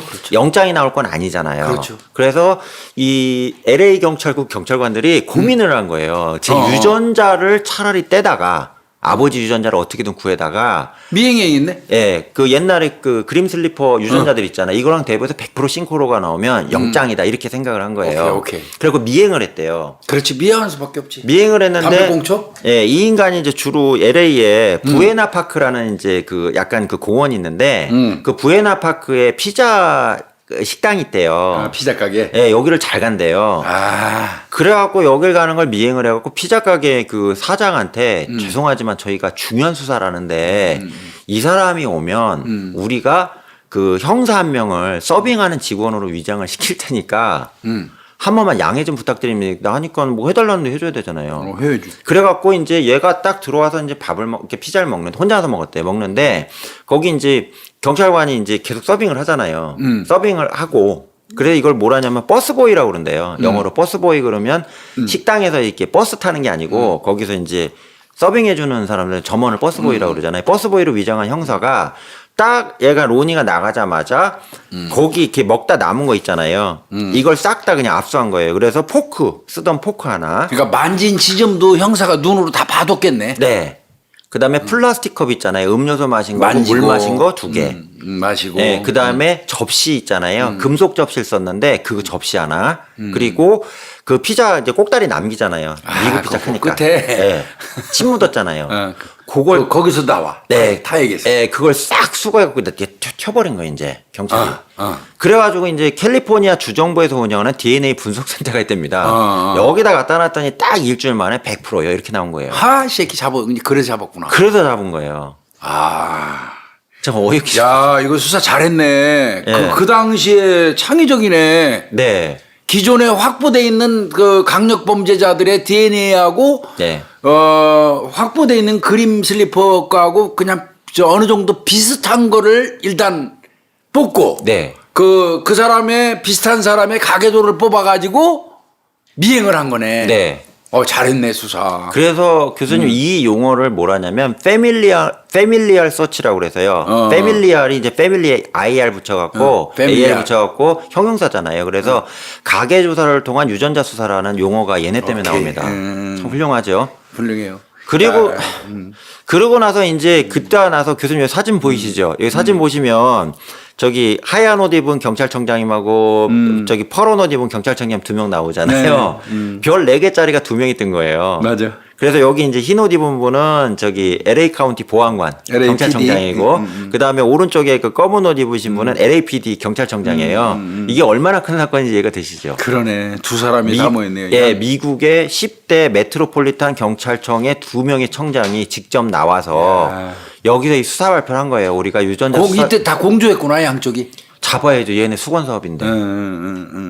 그리고 뒤에 보면 그 가족이 나오잖아요. 아까 얘기한 그 어린 학생 하나 저기 다쳤다고 그랬잖아요. 그 유족하고 나와서 아이고. 정말 미안하다. 우리가 잡으려고 최선을 다했는데 드디어 잡았다. 그러면서 이제서 이제 헤드 2명이 나와가지고 이렇게 이야기한 내용이란 얘기입니다. 그래서 2010년에 검거가 됩니다. 검거가 되는데 이 결과적으로 이제 말씀드리면 아까 제가 10건 제가 말씀드린 사건의 개수는 경찰이 추정하는 건 되게 많은데 유죄로 인정되는 숫자는 좀 제한이 돼 있다고 맞아요. 말씀드렸잖아요. 그래서 10명에 대한 살인죄가 인정이 돼서 이제 사형 선고를 받았고요. 그러면 10명으로 확실한 증거가 있는 거 10명만 살인죄로 기소했네요. 네. 그래서 하단에 보시면 교수님 경찰에서는 추정컨대 이게 프로파일러 엄청 많이 투입했거든요. 투입해서 자기들이 최소 25명 이상은 죽였다고 봐요. 경찰 입장은. 네. 근데 증거가 없으니까. 증거는 대충 있어요. 뒤에 설명드릴 건데 그래요? 증거가 있어요. 있는데 문제는 그 사람 못 찾은 거예요. 증거는 있는데. 이거 사건 골 때려야 그 시신을 못 찾으면 네. 얘가 죽였다는 증거도 없지요. 없는데 죽은 거는 거의 추정적으로 맞고요. 그 행불됐으니까. 예, 행불 상태니까. 그러니까 얘는 끝까지 입봉하고 있을 테고. 예. 이 새끼 지금이라도 얘기해서 좀 억울한 영혼 좀 자기가 시신유기한데 좀 알려주지. 그러니까 이제 뭐냐면, 그러니까 2010년에 체포됐다고 그랬잖아요, 교수님. 뒤에 나오는데, 체포되는 순간에 1000장 이상의 여성 사진이 나온 거예요. 여자 사진이? 네. 1000장 이상이. 뭐요? 눈을 감고 있거나 기절한 상태, 죽은 거겠죠? 오. 1000장 이상이 나왔어요, 집에서. 근데. 아까도 말씀드렸잖아요. 저기 워싱턴이라고 마지막 여성 피해자 그 여자. 생존자가 사진 생존. 찍었다 총수 사진 찍었다 그랬잖아요. 이 또라이가. 맞아. 예. 꼭 사진 찍었잖아, 그 새끼. 예. 그래서 그런 사진이 1000장 이상이 나온 거예요. 그러면 뭐야, 1000명 이상. 그래갖고 이걸 찾으려고요. LA 2개 경찰청이 이걸 엄청나게 뒤지고 다녔는데 안 나오는 거라 이놈 게. 그러니까 안 나오니까 이거 어떡하냐고 그랬고 2012년 교수님 2012년에 보시면 그 갑자기 이 주 경찰청에서요. 그 사진 있잖아요. 공개를 해버려요. 연락해달라고. 예. 이 사람은 우리가 사진인데 요 사진이에요. 이거 지금 분명히 그 희생자 맞는데. 네, 여기 이렇게 보시면 감독님 넣어주시겠지만 이 사진이에요. 그래갖고 이거 희생자 맞을 것 같은데. 이게 이제 1000장이 넘게 나온 거예요. 이런 사진이. 아니 다른 건 몰라도 웃고 있는 건 뺀다고 칩시다. 네. 그런데 기절한 사진이 꽤 많잖아요 지금. 눈 감고 있는 사진 있죠. 이렇게 그 이런 피하거나. 것들은 예. 이 새끼가 죽였을 확률이 압도적으로 높은데. 교수님 두 번째 줄에 막 손 막 이렇게 하고 있는 것도 있고. 두 번째 줄에 보시면 26, 27, 36번 같은 건 죽은 것 같잖아요. 죽은 거예요, 죽은 거. 그죠? 이거 그러니까 이런 죽은 사진 1000장이 나왔단 말이에요. 그러니까 겹치는 사진도 있었겠죠. 그래서 이렇게 넘버링을 해갖고 이렇게 다 올려놓은 거예요. 이 사람들을 찾는데, 그러니까 제가 말씀드린 이 사람들은 지금 10건에 기소돼서 살인으로 유죄받은 내용이 아니고요. 이 여성들이 도대체 누군지를 몰라가지고 이렇게 올린 내용이 이렇게 많다는 얘기입니다. 야, 근데 미국 사회는 이렇게 워낙 사람 많아서 그런가 이거 못 찾나? 우리보다 허술해요. 그러네. 보면 볼수록 우리나라 허술해요. 같으면 이거 올리면 어떻게든 찾거든요, 이거. 제가 교수님 덕분에 미국 연쇄살인 공부를 좀 열심히 하고 있는데 진짜 허술해요. 그러니까. 우리가 훨씬 나요. 예. 이 정도 사진이 나오면 우리나라는 어떻게든 찾을 것 같은데. 그러니까요. 이게 말도 안 되지. 예. 야, 씨, 이 새끼 그럼 엄청 죽인 것 같은데. 그러면 냉각기가 아닌 것 같아요. 그러니까 그 얘기상으론, 그러니까 교수님 미리 나오고 말씀드릴게요. 타 지역으로 점프하지 않았겠냐 이런 생각을 하고 있어요. 예, 일부 저기 범죄학자들은 얘가 LA 말고요. 옆에 있는 다른 주 있잖아요. 뭐 유타나 아예 멀리 미시시피나 이런 넘어가서 자기의 욕구를 충족을 해야 되니까 역시 이제 거기 이제 성매매하고 길거리 여성을 잡아갖고 살해를 하고 버린 다음에 넘어오고. 거기는 단일 사건이잖아요. 연쇄가 아니니까. 공조도 안 되니까. 공조도 안 되고. 그러니까 이게 이제 허술하게 이 사건이 있지 않았겠냐 이렇게 본다는 얘기입니다. 그래서 이 지금 7페이지로 넘어간 교수님 말씀드린 이거를 패밀리얼 서칭 기법이라고 해서 아예 용어를 국가적으로 이걸 했어요. 그리고 이 이후에 다른 있잖아요. 주 경찰청이나 대형 경찰청에서 야 이거 진짜 좋은 방법이다 이러면서 쉽게 얘기하면 이제 강력범죄 미제 사건 있잖아요. 상당히 많이 풀었대요. 그러니까 DNA 친족 검색 기술. 네, 맞아요. 그죠? 정확하게. 예. 그렇게 해서 진행이 됐다는 얘기입니다. 그리고 이제 나중에 이제 또 비판이 나온 게 얘가 이전에 전과가 있어요. 로니가. 아, 전과 있어요. 전과가 있는데 왜 얘 유전자를 이전에 확보하지 않았냐. 전과가 데이터베이스에 있었으면, 없었는데. 확보해놨었으면 금방 예, 나올 텐데. 그거에 대해서 얘기가 나온 거예요. 특히 이제 1989년에는 절도범죄로 기소된 사력이 있고요. 그다음에 2003년에는 이제 집행유예, 폭행 혐의로 집행유예 받은 게 있었는데 이게 왜 안 됐냐 했는데 당시에 뭐냐면 쉽게 얘기하면 강력범죄 있잖아요, 교수님. 방화, 강도, 뭐 살인, 우리 이런 거 있잖아요. 요거만 하지 경미한 폭력범죄나 절도범죄는 안 했던 거지. 그게 왜 그러면 인권단체에서 난리 쳐가지고 미국도 마찬가지. 예, 확대해서 입력할 수가 없었다 이런 답변이 나옵니다. 이제 재판에 들어가는데 그 LA 법원 있잖아요. LA 법원에 캐서린 케네디라고 이 형사 담당 판사가 이 유튜브에 치면 나와요. 이분이 열이 받아갖고 진짜 그 라이브로 나오는 유튜브 영상 저도 보고 왔거든요. 막 뭐라 그래요. 그러니까 울컥하신 거예요. 열받은 거지. 여자 이런 판사님이. 이게 사람 새끼냐고 본 예. 거지. 그래서 이걸 한번 읽어드려야 될 것 같아요. 참 명판문인데 당신이 저지른 이 모든 범죄가 끔찍하며 말했다시피 어떤 정당화도 할 수 없음에도 불구하고 제가 내릴 판결은 복수의 판결이 아니라는 점을 분명히 하고 싶습니다. 이렇게 얘기한 거예요. 복수 아니다 이거지. 네. 그러면서 누군가가 이 범죄처럼 끔찍한 짓을 저지르면 사회에서 결정을 내릴 권리가 있다고 처벌이자 다른 사람들에 대한 보호책으로 그 사람은 계속 살아갈 자격이 없다고 사회에서 말할 권리가 있다고 저는 믿습니다. 그러니까 이거 복수가 아니고 네가 잘못한 거에 대한 당연한 판결이다 그런 의미네. 네. 그리고 이제 그 소외를 말씀하시는데 판사님이 형사 판사로서 수년 동안 일해 본 동안에 당신이 저지른 것처럼 이런 무시무시한 죄를 무시무시하게 많은 사람들한테 피해를 주면서 한 건 난 처음 본 것 같다. 젊은 여성들은 끔찍하게 당신을 통해 살해가 됐고 워싱턴 양의 살인 미수 사건 생존자? 엄청 끔찍합니다. 이러면서 많은 분들이 말씀하신 대로 약간의 당신이 평화를 얻었으면 좋겠다. 이 판결을 통해서. 당신이 평화를 얻으란 얘기는 너 넥타이 공장 가라 그 소리네. 그렇지, 그 얘기죠. 전기 의자 가라 그 소리네. 예. 야 상당히 노블하게 표현했네. 그러니까 당신도 평화의 상태로 내가 보내주겠다 이렇게 얘기를 한 거죠. 가라는 거 아니야. 왜 그러냐면 교수님 아시겠지만 캘리포니아 주가요 사형 관련돼서 당시 폐지를 해버렸거든요. 그러니까 실제 집행을 안 하고 그 논란이 있는 상황이었기 때문에 다 종신형 선고를 했대요. 이런 강력범죄자도. 근데 당시에 배심원들 있잖아요. 집합을 해갖고 엄청나게 회의하고 토론을 하면서 야 이건 무기종신은 이게 말이 안 되지 않냐. 이런 놈은 죽여버려야 된다고. 예, 그냥 선언적으로라도 사형 선고해야 된다. 오케이. 무기로 죽더라도 이런 상황이 있었다는 얘기입니다. 84년부터 무려 23년 동안 살인을 저질렀는데 1급 살인죄로 해서 거기 10명의 이름 나와 있죠. 데보라 잭슨부터 쫙 나와 있네. 네, 이렇게 돼 있고요. 그다음에 애니에츄라 워싱턴 있잖아요. 말씀드린 살인미수 있잖아요. 이거 11건이죠. 이걸로 해서 사형이 선고가 됩니다. 그리고 피해 여성의 공통적 특성이 법원에 나온 것은 LA 남부 지역에 거주하거나 또는 생활하는 걸로 파악이 됐고요. 경찰 조사 결과 상당수 여성이 마약이나 알코올 중독 문제를 겪고 있었다. 모든 피해 여성이 전부 흑인 빈민층, 경제적 하층민에 해당한다. 이게 판결문에도 박혀 있었대요. 이 판사님 멋있어요. 왜 수사기관에 대해서 질책을 하신 거예요. 이 판사님. 맞아, 그러네. 경찰은 뭐 했냐 도대체. 가난하고 힘없다 해가지고 피해자마저도 차별하는 거잖아. 그럼요. 거기다 흑인이라 해서. 저는 교수님 이 사건을 보면서 우리나라 사법기관은 과연 차별을 하지 않느냐. 맞아요.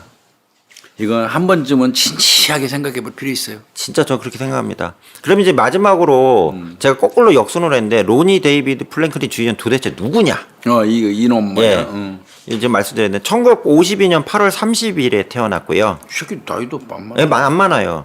예. 캘리포니아주 사우스 센트럴 로스앤젤레스에서 성장을 했고요. 성인이 된 이후에 이제 결혼하고 자녀가 2명 있습니다. 그 2명 중에 하나가 크리스토퍼입니다. 아들이요. 걔 DNA가 나오는 바람에 이 새끼 잡힌 거지. 근데 만약에 교수님 그 아들이 안 잡혀갔으면 범죄를 안 저질렀으면 몰랐죠. 골 때릴 뻔했다. 골 때릴 뻔했어요. 그냥 미제로 끝날 뻔했어요. 근데 유전자 자체가 범죄자라 결국은 걸릴 거야. 근데 이 사람의 생에 대해서는 자료가 극히 제한적이에요. 제한적인데 유일하게 찾아낼 수 있었던 게 군대를 가요. 이 사람이 젊을 때. 군대 로니가 군대를 갔는데 서독 아시죠? 독일이요. 독일. 예, 서독에 옛날 동서독 나눠 있을 때. 서독에 파병을 갔고요. 프랑크푸르트로 갔대요. 갔는데 거기서 슈투트가르트인데 17살 독일 소녀를 강간한 혐의로 구속이 돼요. 군인일 때. 거기 가서 저 파병 생활할 때. 네. 3명이 같이 저질렀어요. 윤간한 거네. 예. 그래서 군 교도소 들어갔다가 75년 7월 24일 날 미군에서 불명예 제대로. 아니 윤간하는데 1년밖에 안 살았어? 그 소파 또 옛날에 그랬잖아요. 역시 거기도 서독도 소파 한미 행정협 우리나라 이제 한미 행정협정이라고 그러는데 소파는 또 다른 걔네도 협정이 있겠지. 나토군으로 가가지고 담궜다 뺀 거예요 그냥. 3명이 같이 저질렀는데 당시에 그 10대 여학생을 유인한 다음에 집단 성폭행을 하면서 목에다 칼을 들이댔고요. 여기서 유의미한 게 하나 나와요. 뭐냐면 진술상으로는 로니가 다른 군인이 성폭행하는 장면을 순서대로 하면서 사진을 찍었다는 진술이 나와 있어요. 수법이 비슷하네. 네, 그래서 이게 이제 범행 수법으로 전형적인 걸로 등장하지 않냐 이렇게 돼 있고요. 그다음에 아까 말씀드린 그 절도 혐의가 89년에 2건, 그다음 경범죄, 폭행 혐의 이런 유죄 판결 받은 경력이 있습니다. 근데 이제 웃기는 거는 로니가 이제 그 변변한 직업은 없었는데 파트타임 잡으로요 공공관청에서 근무한 내용이 나와요. 어디 근무했어요? 첫 번째는 LA 그 보건 있잖아요. 공중보건부에서 근무를 했대요. 이 기록이 나오고요. 또 하나는 LAPD 있죠. LA 경찰청에 그 경찰차 정비 부서에서 근무했었대요. 촬영하고. 이게 작용한 거예요, 이거. 그죠. 이거 작용한 거예요. 81년도 89년 사이잖아요. 예, 이게 작용한 거예요, 이거. 예. 용의자로 누가 제보를 해도, 예. 그 같이 근무하는 경찰 차량 정비부서 이 사람 여기 일 잘하는 맨날 경찰하고 얘기할 거 아니에요. 경찰하고 맨날 붙어 있는데, 이게 어떻게 보면 그런 거, 이게. 그래서 이거에 대해서는 그렇게 중요하게 안 보는데 저는 이 자료를 보면서 교수님하고 똑같이 생각을 한 맞아요. 게, 야, 이거 경찰차 정비부서에 맞아요. 있었으면 맨날 경찰하고 대화 나눌 텐데. 정보 맨날 입수할 테고, 그쵸. 누가 제보 들어와도 경찰들이 관심도 안 가질 거고. 또 거기 차 정비하면서 뭐 그냥 계속 얘기해야 될 거 아니에요. 순찰차 점검하는데. 그러면, 예. 그래서 그렇구나, 이거. 예, 그래서 요런 게 있었고요. 그 다음에 이제 아까 교수님 천장 이상의 여성 사진이 발견됐다고 그랬잖아요. 이게 언제냐면 그 집을 덮치는 과정에서 차고가 있는데요. 정비하는 겁니까? 차고가 있었는데 그 차고 안에서 흑인 여성 대부분의 흑인이에요. 백인 몇 명 안 나오는데 누드 사진 또는 아까 말 성관계 관련 사진이 천장 이상이 발견됐고요. 지금 완전 변태구만. 심지어는 더 변태인 게 뭐냐면 비디오 테이프가 수백 개가 발견이 돼요. 아이, VHS 거기에 성관계를 직접 찍은 거 있잖아요. 근데 아쉽게도 거기에는 살해 장면은 없었나 봐요. 그렇군, 그러네. 그러니까 뭐 성매매 여성가 돈 주고 뭐 성관계하든가 이런 거 있잖아요. 이런 거 찍은 장면이 나온 이런 게 있었고요. 그 다음에 이제 그 여성들 중에 피해자 아까 어린 학생 하나 있었다고 그랬잖아요. 그 15살짜리. 학생의 학생증이 나왔고요.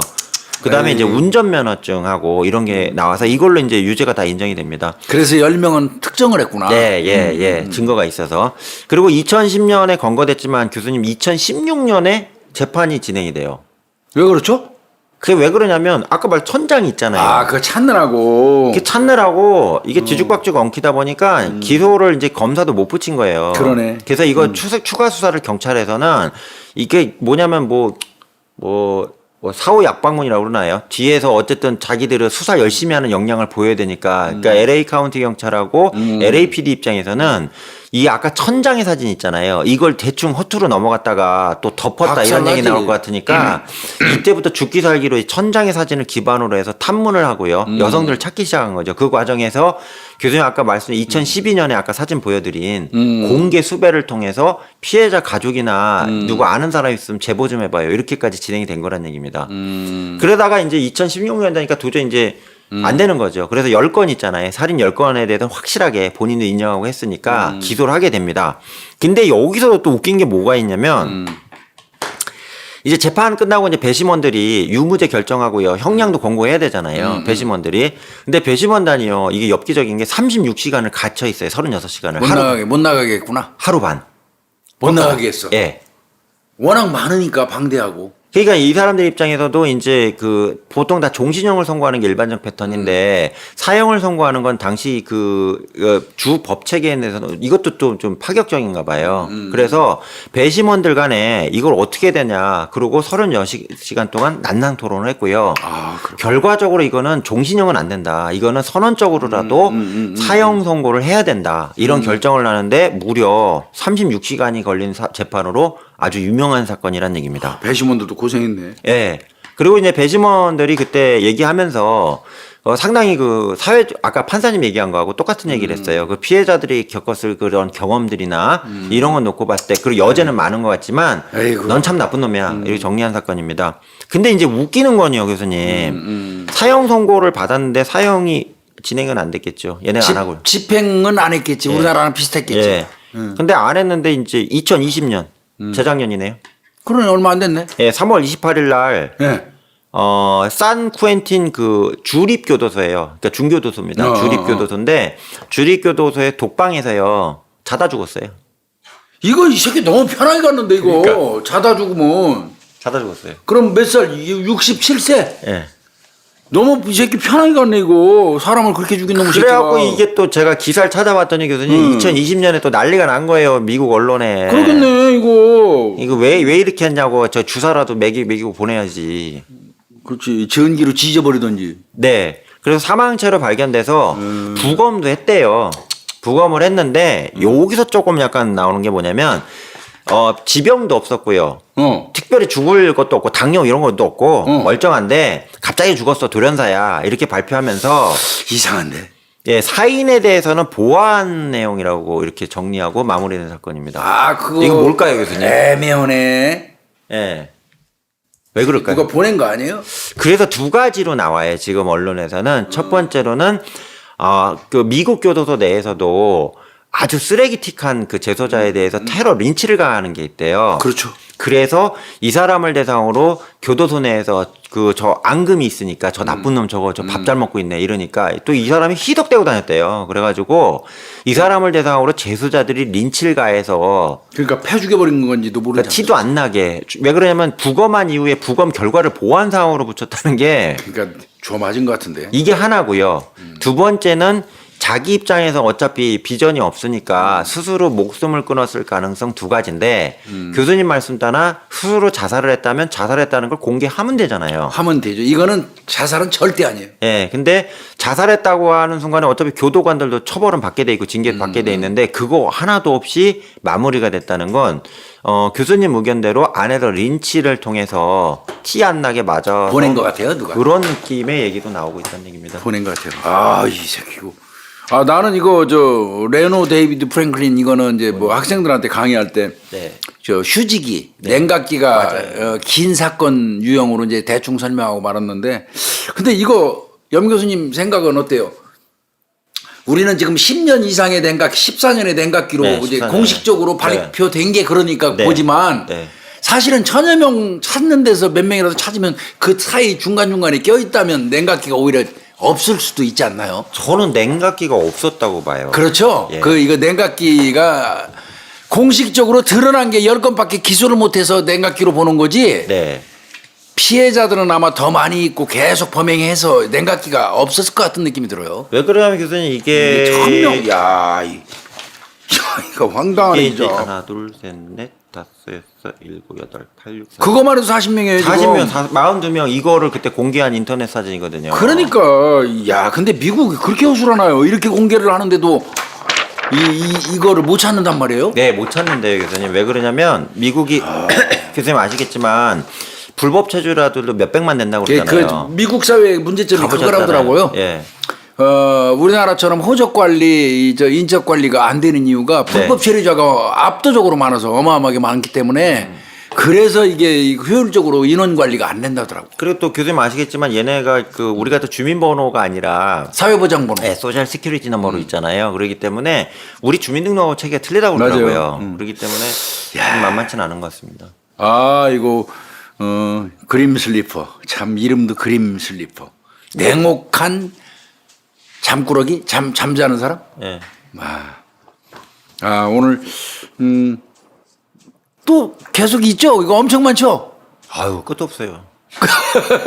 이거 우리 염 교수님이 이거 찾느라고 애 많이 쓰셨습니다. 이게 자료가요, 교수님 실제로 많지 않아요. 극히 제한으로 돼 있고 극히 제한이에요. 예. 이거 제가 어떻게 찾았냐면 기사를 다 검색했어요, 미국 기사를. 근데 기사에 이거 탐사 보도한 게 많이 남아 있더라고요. 인터넷이 어쨌든 잡힌 게 2010년에 잡혀가지고 자료가 되게 많아요. 많은데 이걸 조각조각 조합을 해서 만든 거거든요. 저는. 고생했어요. 근데 보니까 미국 사법 체계도 정의롭지는 못하구나. 네. 예, 그걸 많이 느꼈네요. 고생했어요. 염 교수나 되니까 이렇게 찾아서 하는 아유, 거죠. 아닙니다. 앞으로도 계속 찾아가지고 가져오세요. 네, 시원한 것만 가져올게요. 네, 고생했습니다. 감사합니다. 오늘.